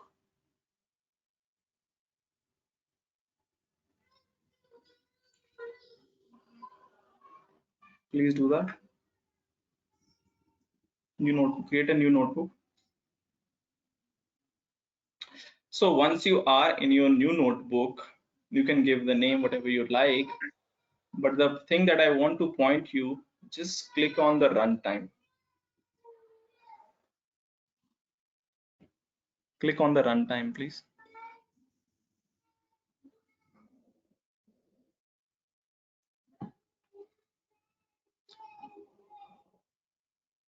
Can somebody tell me, are you following the commands or not? Are you on your runtime? Okay, great. So what do you need to do? But it's slow. That is the problem with your internet, ma'am. That is not with Collab. So what you have to do, you just have to go to the runtime and then look for the option change runtime type. Find this option and type yes once you find it.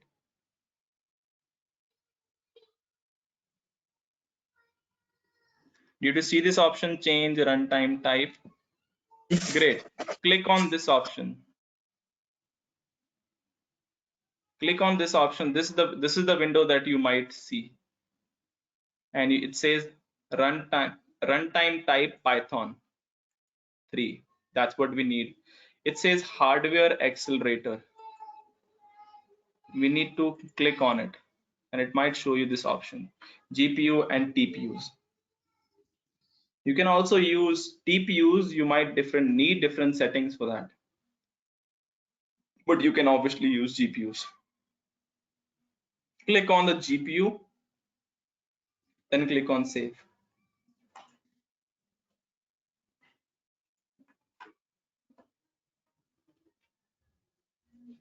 Now it might take some time and it will show you connecting.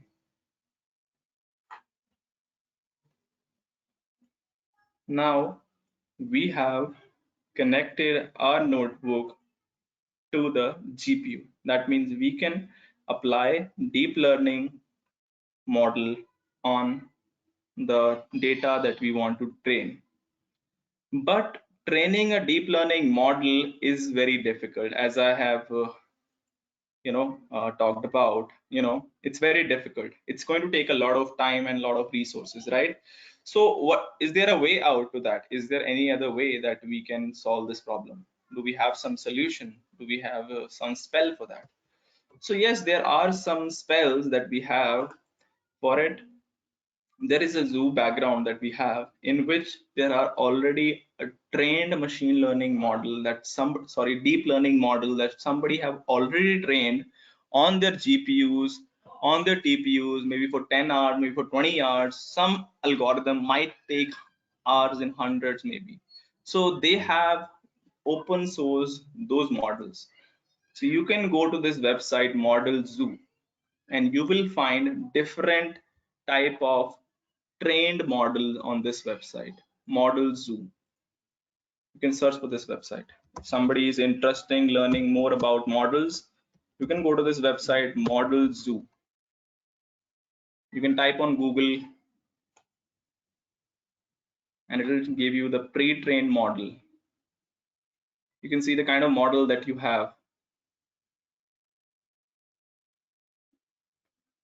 And they are compatible with the Keras, and some of them are compatible with OpenCV, some of them are with PyTorch, and these are again different libraries, TensorFlow, so you can see how many models you have, that you want to use. They are already pre-trained. You just have to go and just start working on them, right? Great.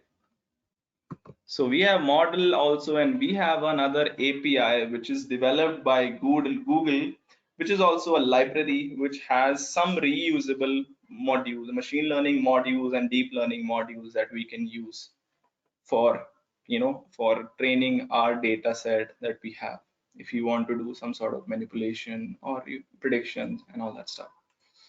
So what you can do, you can also go to the website of TensorFlow. Type in Google TensorFlow.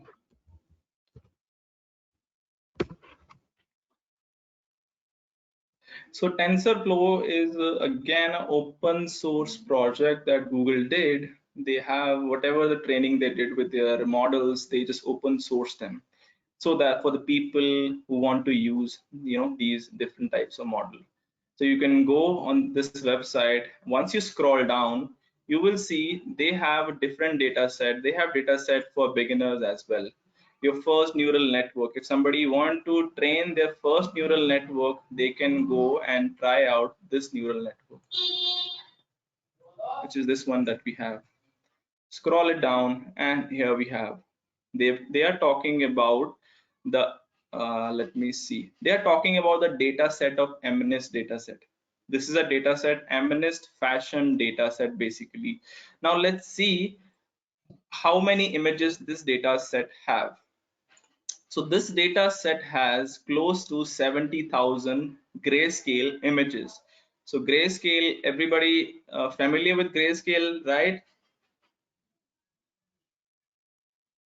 Yeah, one can also use TensorFlow for, yes ma'am, yes. Google, this is, both of these platforms are developed by Google. TensorFlow and this Google Collab, both of them are developed by Google. So you can definitely use them. That's not a problem. So all of you are aware of Grayscale. What is Grayscale, or do I need to talk about this?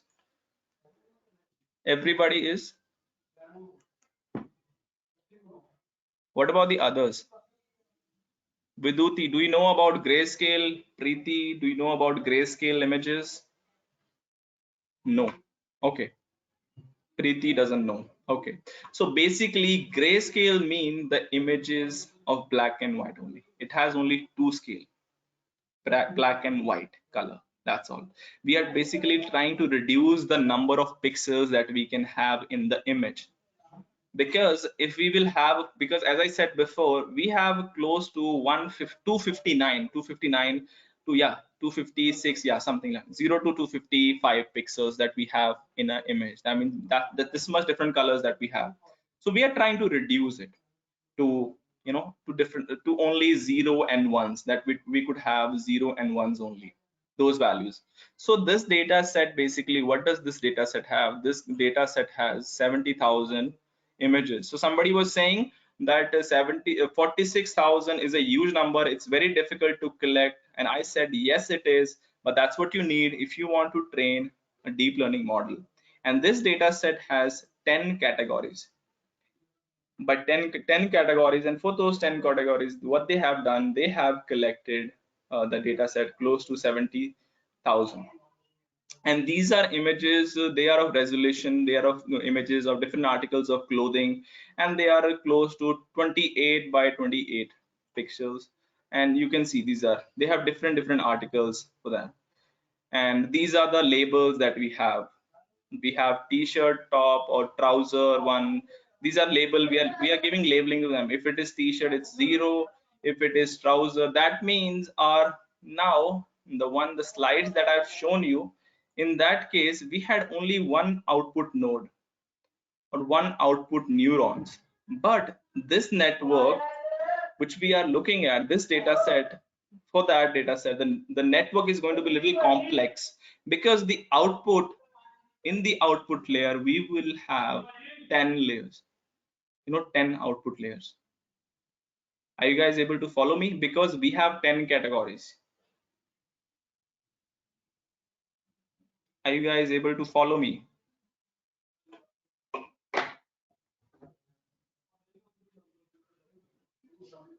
Ten categorical output we have.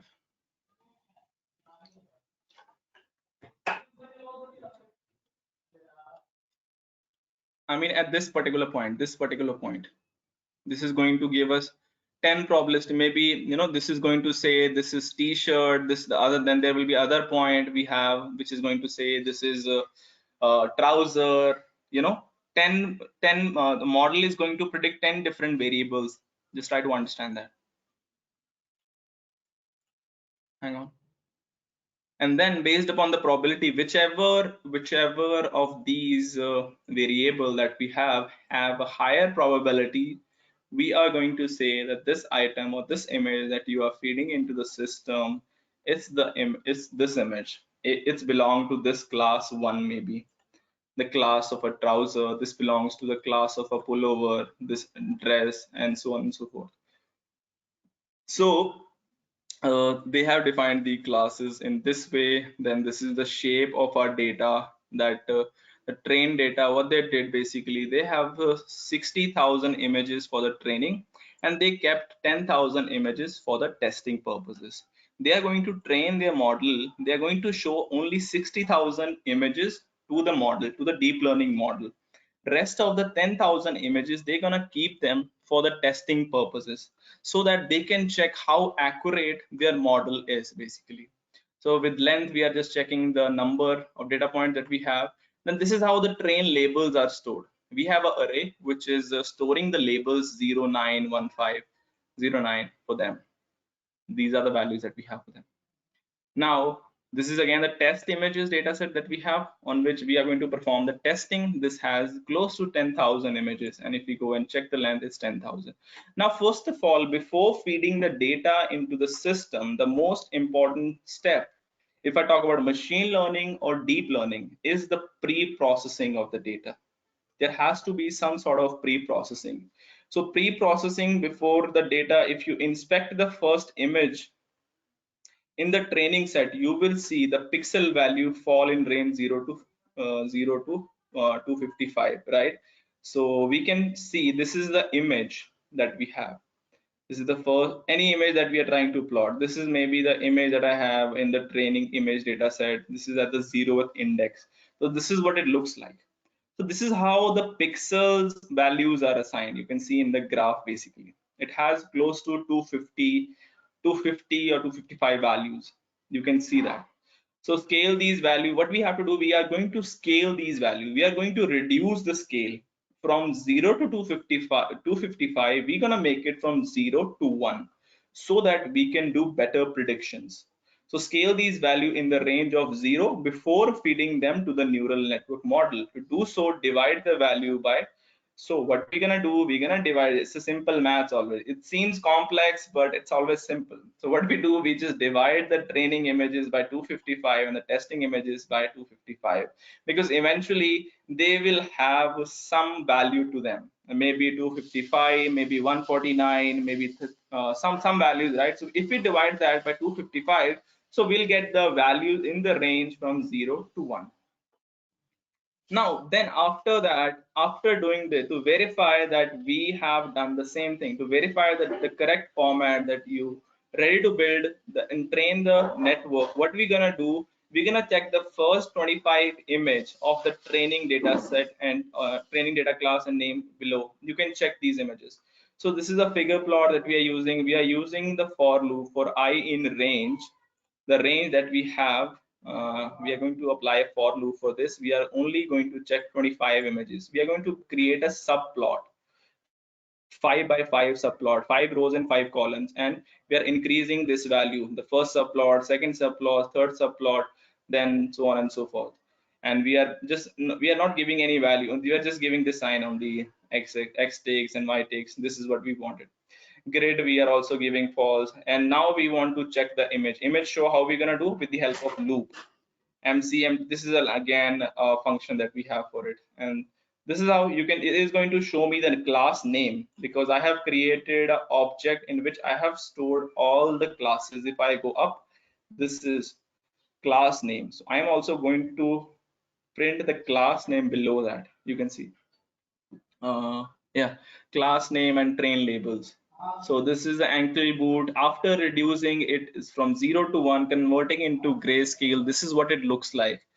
And this is t-shirt, so on and so forth. You can see we have close to 10 cross 10 images. No, how many images? Yeah, we have 5 at this side, and 1 2 3 4 5 at this side. Yeah, 25 images. Now what we're gonna do, we're gonna build a model. So building a neural network require configuring the layer of the model and compiling the model. So then again, this code is going to be a little bouncer for someone, because I haven't talked about the sequential layer, how the sequential work, how the flattening work, how the dense work, how the activation function. I've talked about the activation function. So I'll try to do it for now. Let's see the best I can explain you. Let me try to do that. So I am going to use one of the blog, and I'll try my level best to explain you this how the convolution, because convolution is the important part. This sequential function is going to do, put all the layers in, because see what is this functions are doing. This is doing different operation, like we have different layers, right? These are different layers we have. So these different layers are going to perform different operations. So what those operations are going to be, first it's going to flatten the data, then it is going to do the dense going to do the densing of the data, then it's going to do the dense of the data. So let's try to, there is another function which is sequential function that we have, and yeah, then we're going to use compiler and all, and you can see. Let me try to talk a little about what is a sequential function means basically, or what is convolution mean basically. Let's try to understand that. So now that we have our data, let's say this is my data point, or this is my image that I want to identify. This is going to be like an array or matrix, whatever you want to call it. What I will do, I will create a kernel. Kernel is going to be something, because I'm not going to look at this data at one time. What I'm going to do, I'm going to divide this data into different parts with the help of this kernel. What do I mean by that? Let me try to make you realize that. So I have this matrix, which is a 3 cross 3 matrix. What I'm going to do, I am going to take this matrix and put it at this point, this point, this point, this point, this, this. That means 3 cross 3 I am going to cover, and then I'm going to do some manipulation, mathematical manipulation, multiply the values, add all those values together, and whatever the output I will have, I will store that into another matrix, this matrix. Did you follow what I try to make you understand? Did you understand what I'm trying to tell you? Please type yes or no.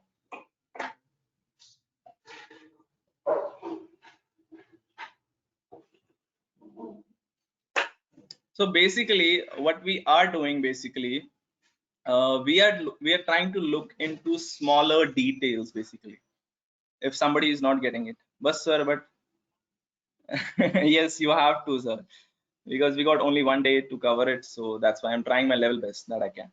So basically, what does a convolution do? Let's say I have this image of Taj Mahal, right?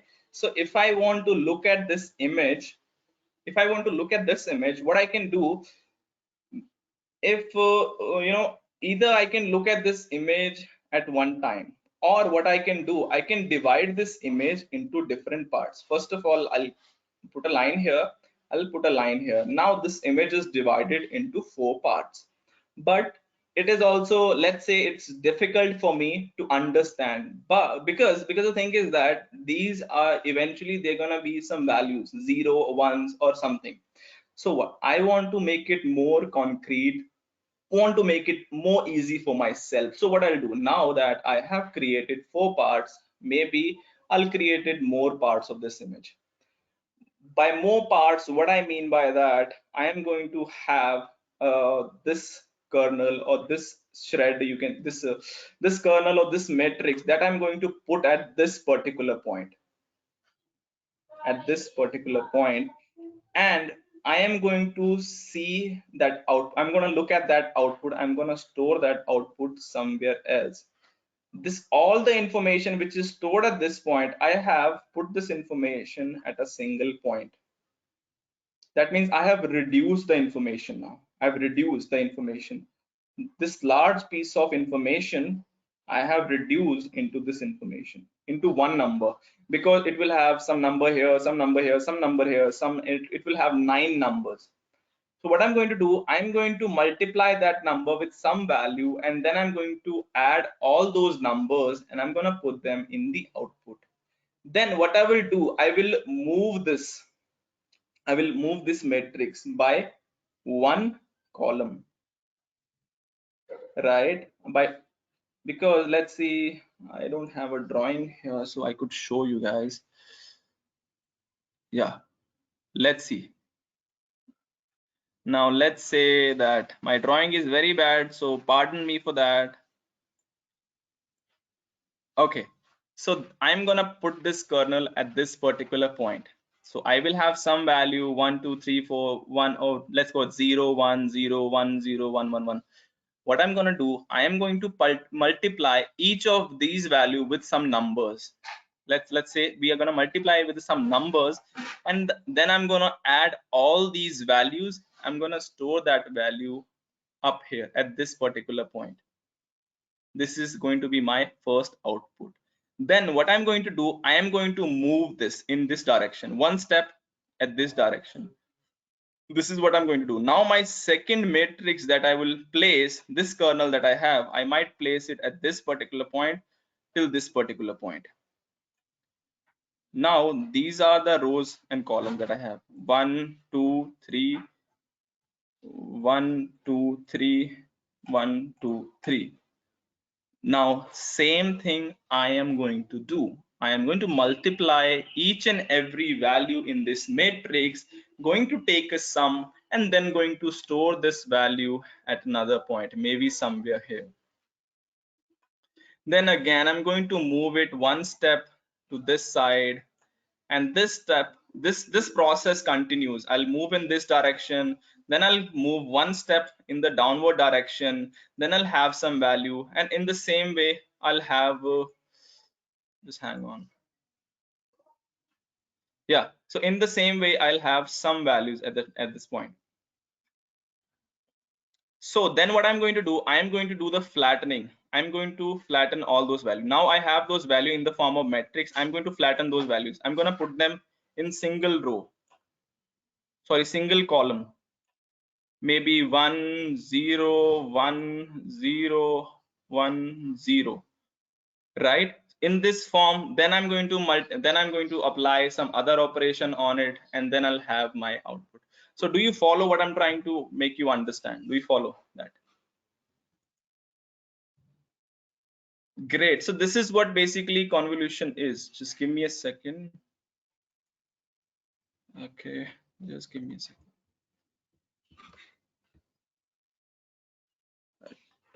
Okay, yeah. So this is what basically a convolution is basically. Now then we are going to apply the same operation onto it. Okay, just give me a second, guys. Can somebody tell me how can I remove this pencil marker that I have? I'm not able to use my mouse cursor now. Yeah, I got it. Okay, got it. Yeah. Okay, let's go back to the code again that we were trying to understand. Where is this? Yeah, it's here, right? So this was basically one of the function that we talked about, that was convolution, then the flattening. What happens sometimes, we try to tweak around with it. We do the convolution first, then we do the flattening. Sometimes what we do the flattening first, then we do the convolution, then dense basically. Then what does dense means? Let's try to look at this way. Dense basically, what we're gonna do, we're gonna add some extra value which are not going to be there, which are actually not there, but we're gonna insert those value just to see whether a model understand that, whether a model can.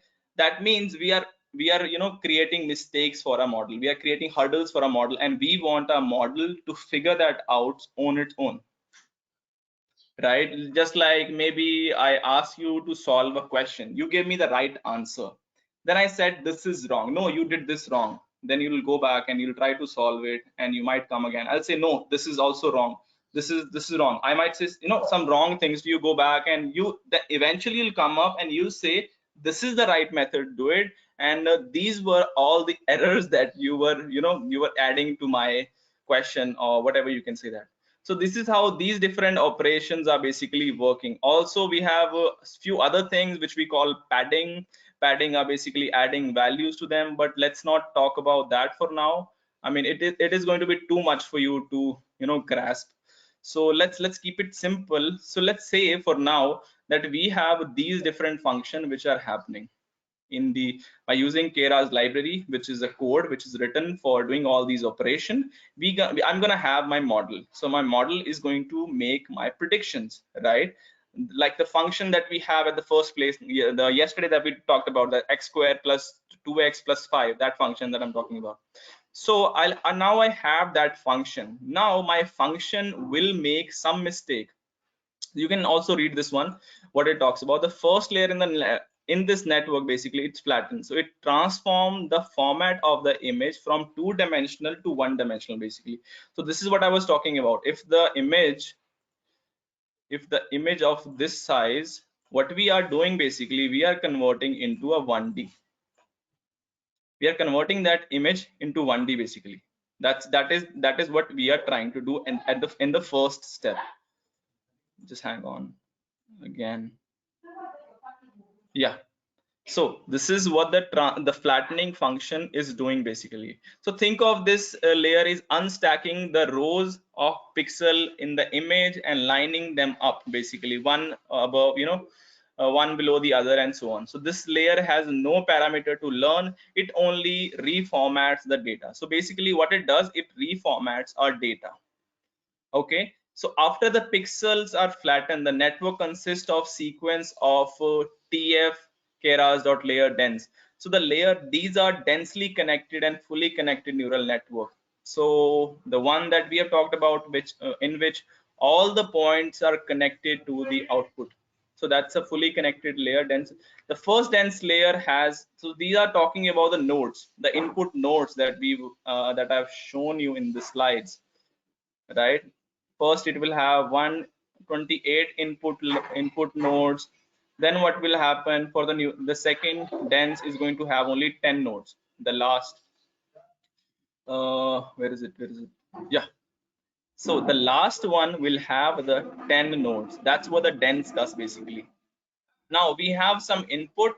Then we have a 128 hidden layer input. I mean neurons. And then we have another hidden layer which is of 10 neurons. So this is what it is doing.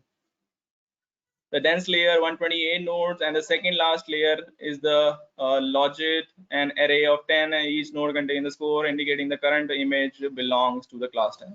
So it will have some value, and based upon which it what do they think? I mean, they will, based upon the 128 manipulate 128 layer, whatever the manipulation it will do, it will give them some input, right? Based upon that input, they will decide what do they think, whether this image belongs to which category. So if they will store this value, then they will pass this value to the output. Now let's see. Now how do we compile the model? So to compile the model, before the model is ready for training, it needs a few more settings, and these are added during the model compile step. First of all, the first thing that we need is loss function. The loss function, this measure how accurate the model is running during the training, and you want to minimize the function to shear the model right direction, like we have talked about in the slide I have shown you.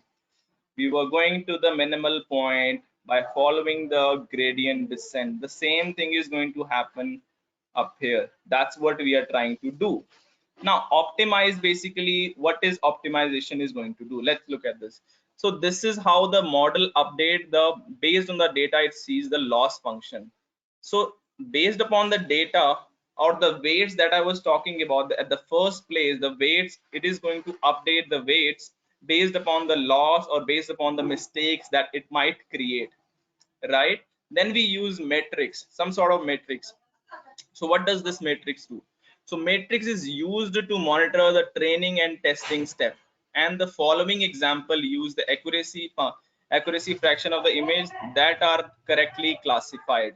So it is accuracy matrix that we have. Give me a second.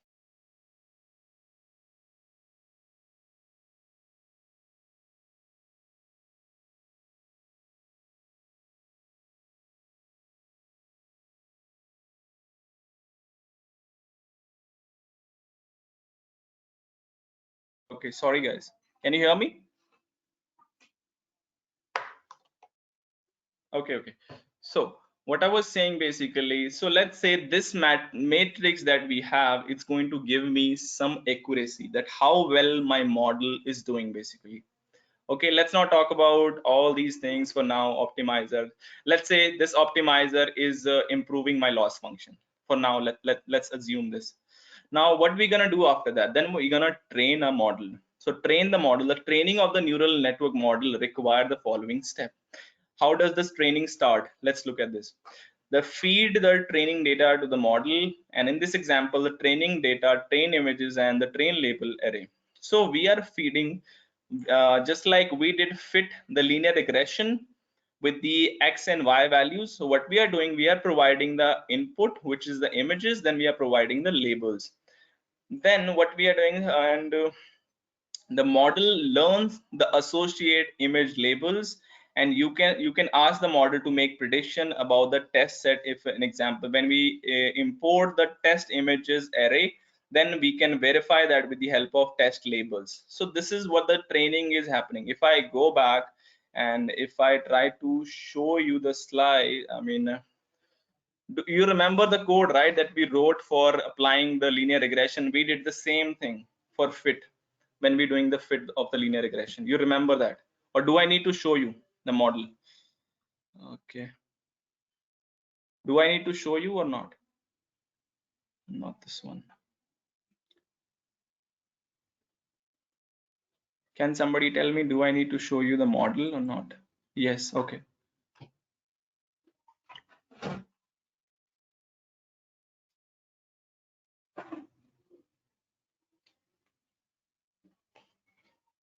See, we have imported the linear regression.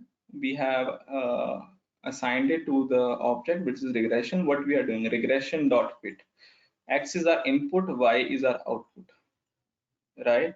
So what I'm doing here, I'm also doing the same thing here. I'm fitting my model.fit train images, train labels, and epochs. Epochs are basically the number of repetitions which I want this model to run on. So what I'm saying, I want my model to run 10 times. So you will see here.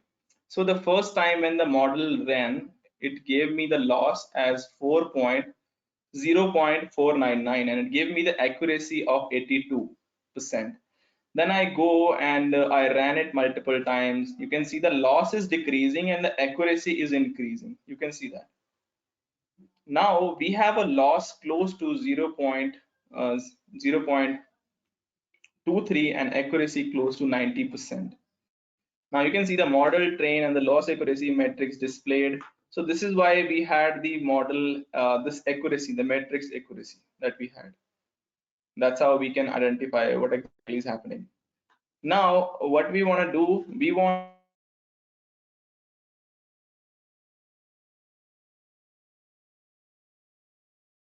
this is again, these are new terms for you.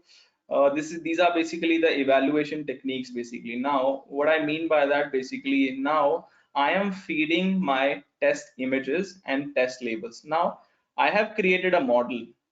I have done the modeling. I want to check how well my model does. How I can do it. I need to pass in the new images or the test images that I haven't shown my model. So this is what I'm doing. I am passing model.evaluate. What does it do basically? It takes in the test images and the test labels, and it shows you the test loss. What is the test loss? So basically we are getting the test loss close to 0.35 and test accuracy. So you can see this model has predicted 88% correctly. It has given me the accuracy close to 88% for the images which this model has never seen. These are the images which the model has never seen, and the loss is close to 0.348. And in case of, obviously the loss would be less in case of the testing, when we are doing the testing, because we are doing it multiple times, we have run it 10 times. But for the new data, the loss is also very good, it's not that bad. So it turns out the accuracy in the test data is a little less than the accuracy on the training data set, and there's gap between the training accuracy and the testing accuracy, and represent overfitting. Overfitting happens when let's not talk about overfitting and underfitting for now at least. So this is what I wanted to show you about deep learning in the limited time that we have, so that you can at least have an idea how does a code work. So if you want, you can go and copy the same code and run it on your Jupyter notebook.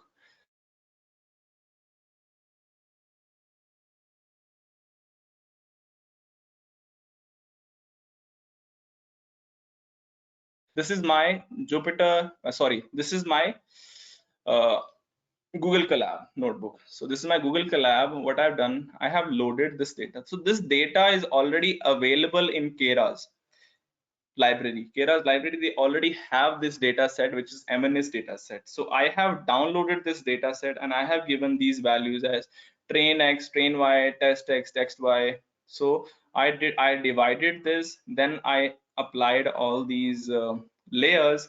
I did sequential, flattening, dense. I did dropout also. So let's leave dropout for now. I use a different function, which is a softmax over here.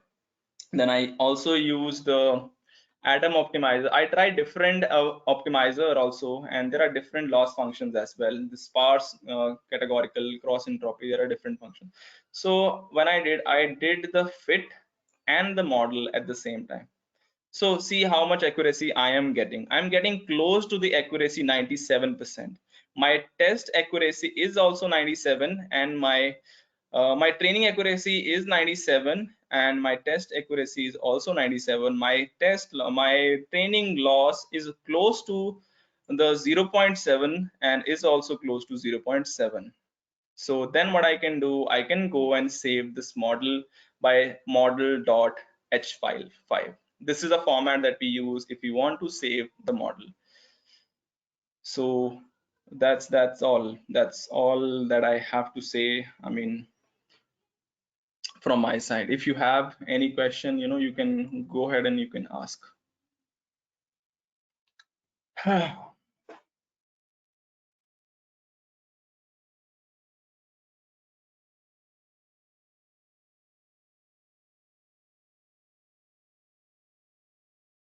If you have any questions for me, you can go ahead and you can ask.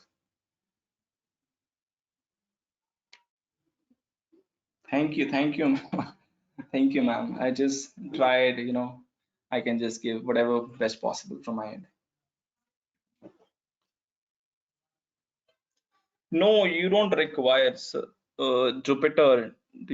It's online. It's available on the cloud, Dr. Suresh. You can use it online. It's like a Jupyter notebook. What are the various domains that all domain, everything that you can think of, everything. There are obviously different steps involved. Like you can use deep learning in NLP. You can use deep learning in translation. You can also use this in video recognition.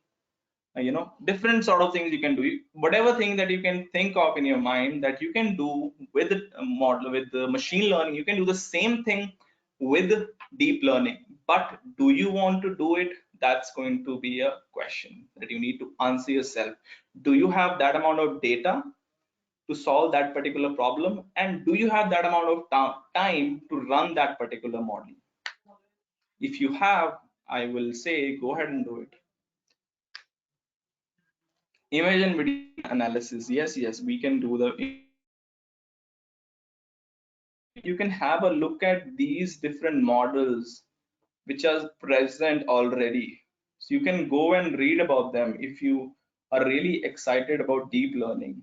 I'd say go and read about them. See it you can do this thing on audio. I mean, lots of things you can you can do with deep learning. See, there are lots of models that we have. Learning, we do some kind of coding for that, encoding for that. We have to do that. Yeah.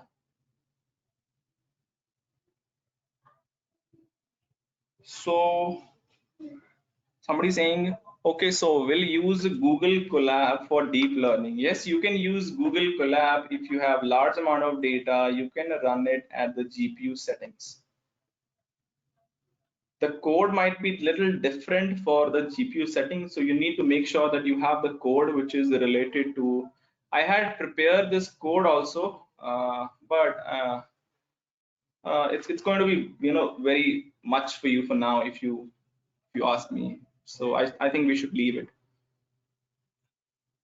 The basics would be good. I mean, you can always explore more. One more question to you: is there any association between deep learning and neural network also? So neural network, they are the part of deep learning basically. In deep learning, we have different type of neural networks basically. So neural network is one of the type that we have in deep learning. We have like RNN, we have LSTM, so many things are there. I mean, okay, any other question that you have related to the training?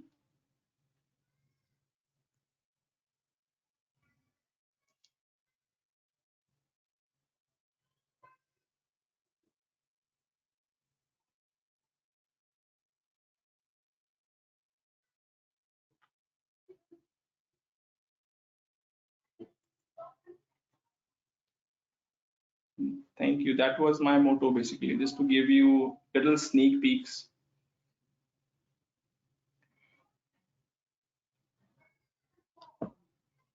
I know it is going to take some time for you to grasp what we have gone through today, but I guess if you watch the video once or twice, I mean, once you watch the video, or if you can just go through the things that I've taught you, I mean, you're gonna understand it.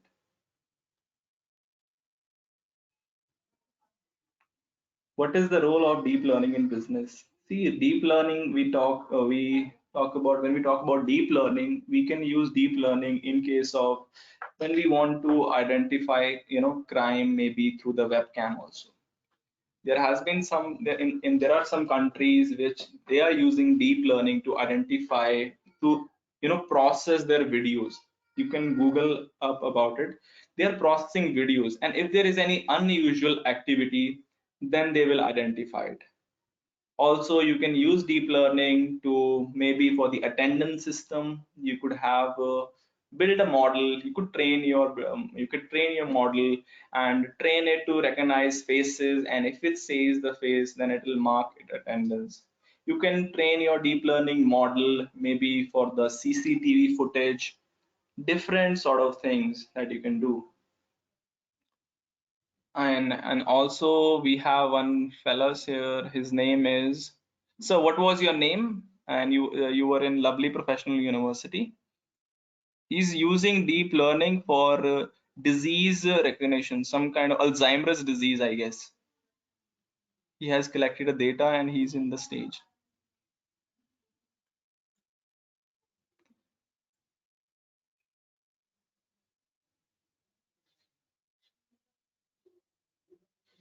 Thank you so much. Thank you so much. Okay, please give me 1 second. I'll be just right back. Okay, just be right back.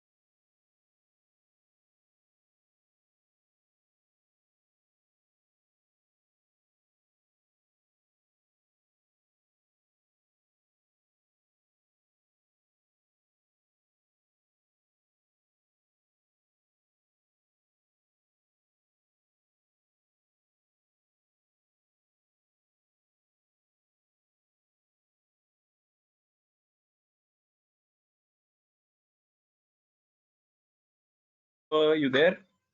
So can you hear us?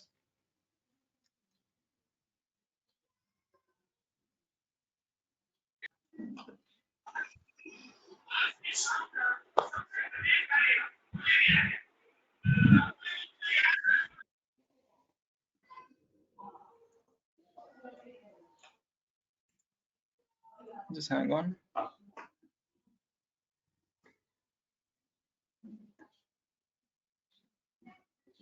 Feed forward neural network. Let's not talk about that for now. I mean,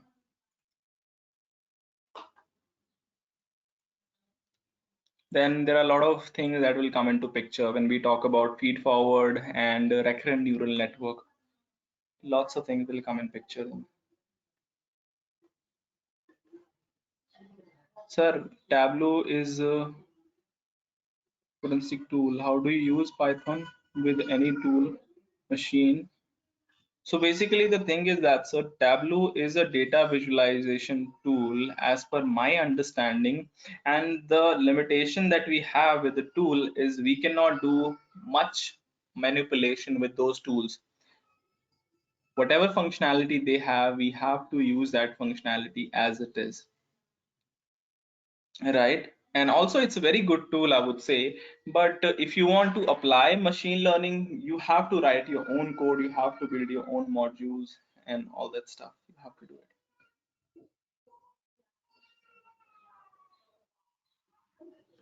it. Any question anybody have?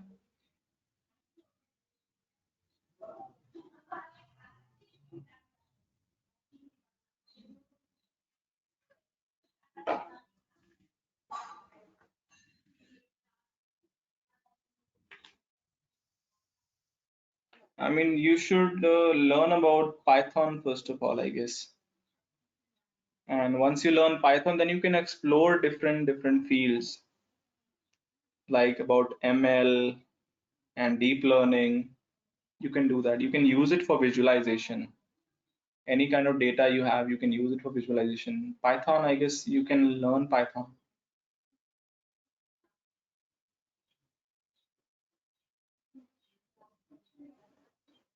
Anybody would like to ask anything else?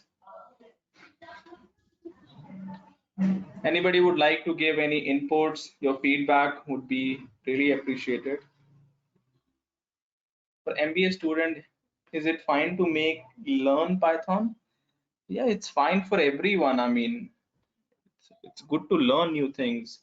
But if somebody's from Matplotlib, I would say it's we don't usually use it for nowadays. Python is an industry favorite. Most of the people, they use Python. Can MATLAB be accessed from Python? Some functionality that we have, like the plot that we have shown, that I have shown here, the loss function. MATLAB also have, I guess, this functionality. Some of the functionality, Python also have them.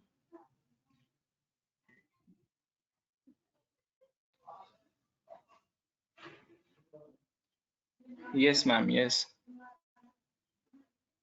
So you can give about your feedback. You can write to us, and just give me a second.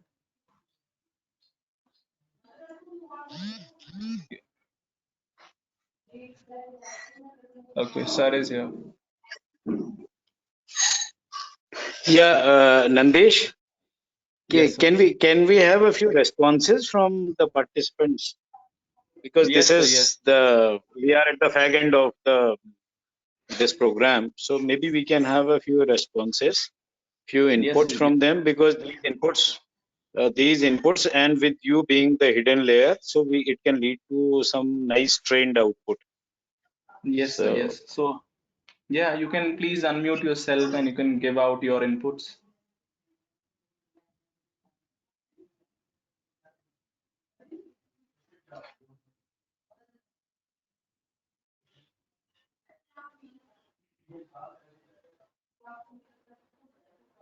So everybody is typing in the chat window. I think they are feeling shy to unmute and give their feedback. No, they got to speak up, because I am in the midst of some other program also, so I can hear them. If at all Okay, कुछ अगर please. बोल दें तो हम लोगों के लिए अच्छा हो जाएगा, रिकॉर्डिंग में भी Yes. हम लोगों के पास रहेगा. Yes, yes. This 5-minute Yeah, workshop was very good, excellent, awesome. I should say 100 by 100 to Nandesh. It was a very good introduction and exposure to three important things that are really required for research and analysis: Python, then deep very learning, nice. and machine learning. So I think I have already asked him that yes, now Narendra Modi ji has extended it till May 3rd. So we should have more of such workshops for us now. So who is going to pay Nandesh then? Nandesh is there for us. Nandesh. So all the participants kindly unmute yourselves. So 3 cheers for Nandesh. Hip hip. Hooray! Hip hip. Hooray! Hooray! Hooray!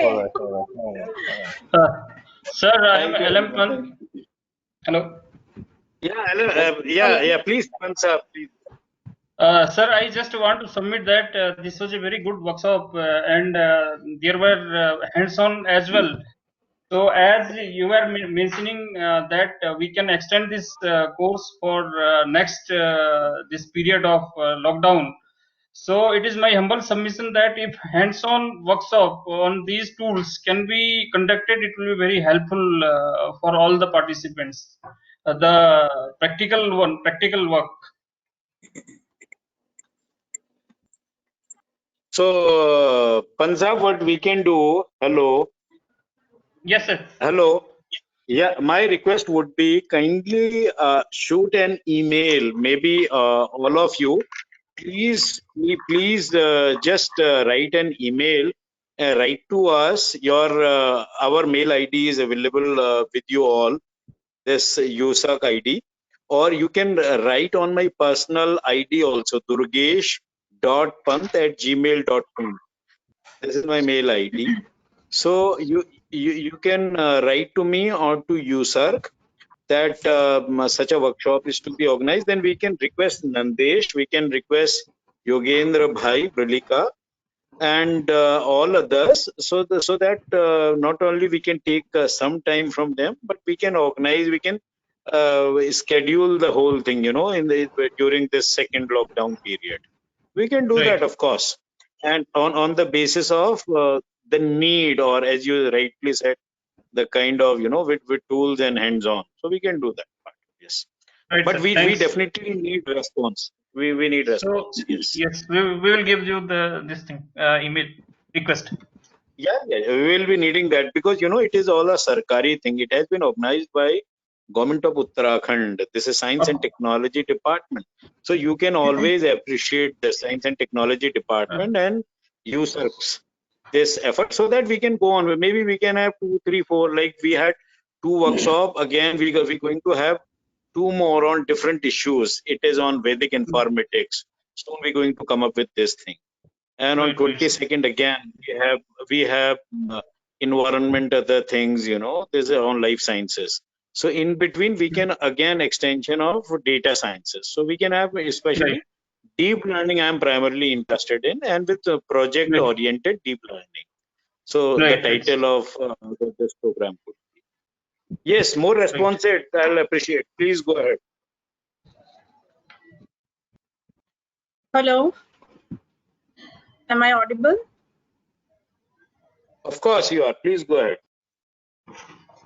Sir, I'm Dr. Vinita Sharma from New Delhi, and I attended this Yes, Dr. workshop Shiv. for 5 days.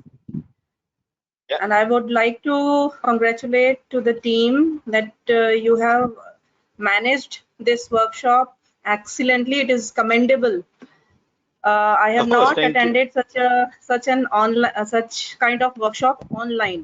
Face-to-face learning Oh, is thank you. very common, but online learning in this manner, it's really a very good job you have done. I agree. And Madam, on And face-to-face teaching learning paradigm is fast phasing out. So you are the you yes, are the pioneer. You have already jumped into this fray, and this wagon will go on. Yes, please go on. Sir मैं आपसे ये भी कहना चाहती हूँ कि आप लोगों ने हमें ना फीडबैक फॉर्म भेजा था and I have filled that feedback form in which you Okay. have you have given some options that which kind of workshops do we need to conduct from your side. So we have already given those Okay. options in that. So is that mail Wonderful. required again? Maybe because that's a feedback form, and a mail is required because whenever all those financial requirement to this, all feasibility. So for that we just got to write to government, especially my own department. So this is some kind of a record through Okay. which we get to know about this kind of response we're getting, and people they want this kind of workshop further to be organized. So this gives some kind of a push to the overall administrative setup. How administrative things work in India, and Yes, I especially do in our understand, system. sir. Yeah, agreed, So agreed, that's agreed. why it is. Yes. So thank you so much, sir, and And thank you more so much responsive. to Namdesh. Yeah, Nandesh is And magnificent. Thank you so much, sir. Thank you very much. Acha, where is this Usmani? Could we get to know of him? Is he around?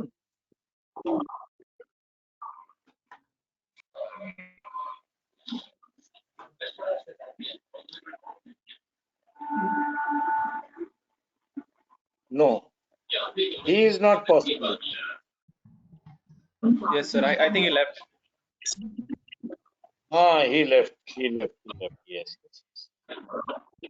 Okay. Any other response? Anything? And before we finally conclude, and with a big thank you to our resource person and a wonderful instructor, Nandesh and Yogen. So if we have no other response, so then permit me to thank them profusely, because not only did they manage the whole thing, in their perfect schedule, and conducted the whole thing so very proficiently. I'm very happy about it. Not only did they cover so many different topics, otherwise it's very difficult. And this is, I would not say it is cumbersome, but a few topics are really at times those becomes very little rigorous. So he could sail through, and he could take this entire, all the participant along. So that was the beauty of this lovely instructor. So a big thank you to Nandesh, to Brillica, and to our user team, Om Umesh and Rajdeep Jung. And above all, a big thank you to Yogendra Brillica for Thank you so conducting, much, sir. and to all our Thanks for giving participants. us an opportunity, so that we can actually talk on these burning topics and provide us our insight. So I hope it was really helpful for you all. Yes. Yeah, and Yogen Bhai, now more responsibility on your shoulders, Definitely. because as they are saying, as Dr. Sharma from Delhi, she is also saying other participants from JNK to DIT, all institutions and ones are from this our Dehradun lab. So they want more programs of this type. With this lockdown period already extended, maybe you can come up with something interesting. So you can plan out accordingly, and we will see to it, because by the time we will be getting responses from them. So maybe I'll just I'll just try to plan out. I'll do something about it, so that one more program could be conducted. Right? Definitely, sir. Yes. Yeah. Okay. Thank you so much. Okay. Thank you all. So Thank stay you, safe. sir. Thank you all. And Thank you. and God bless you. Thank you. Okay, sir. Thank you so much.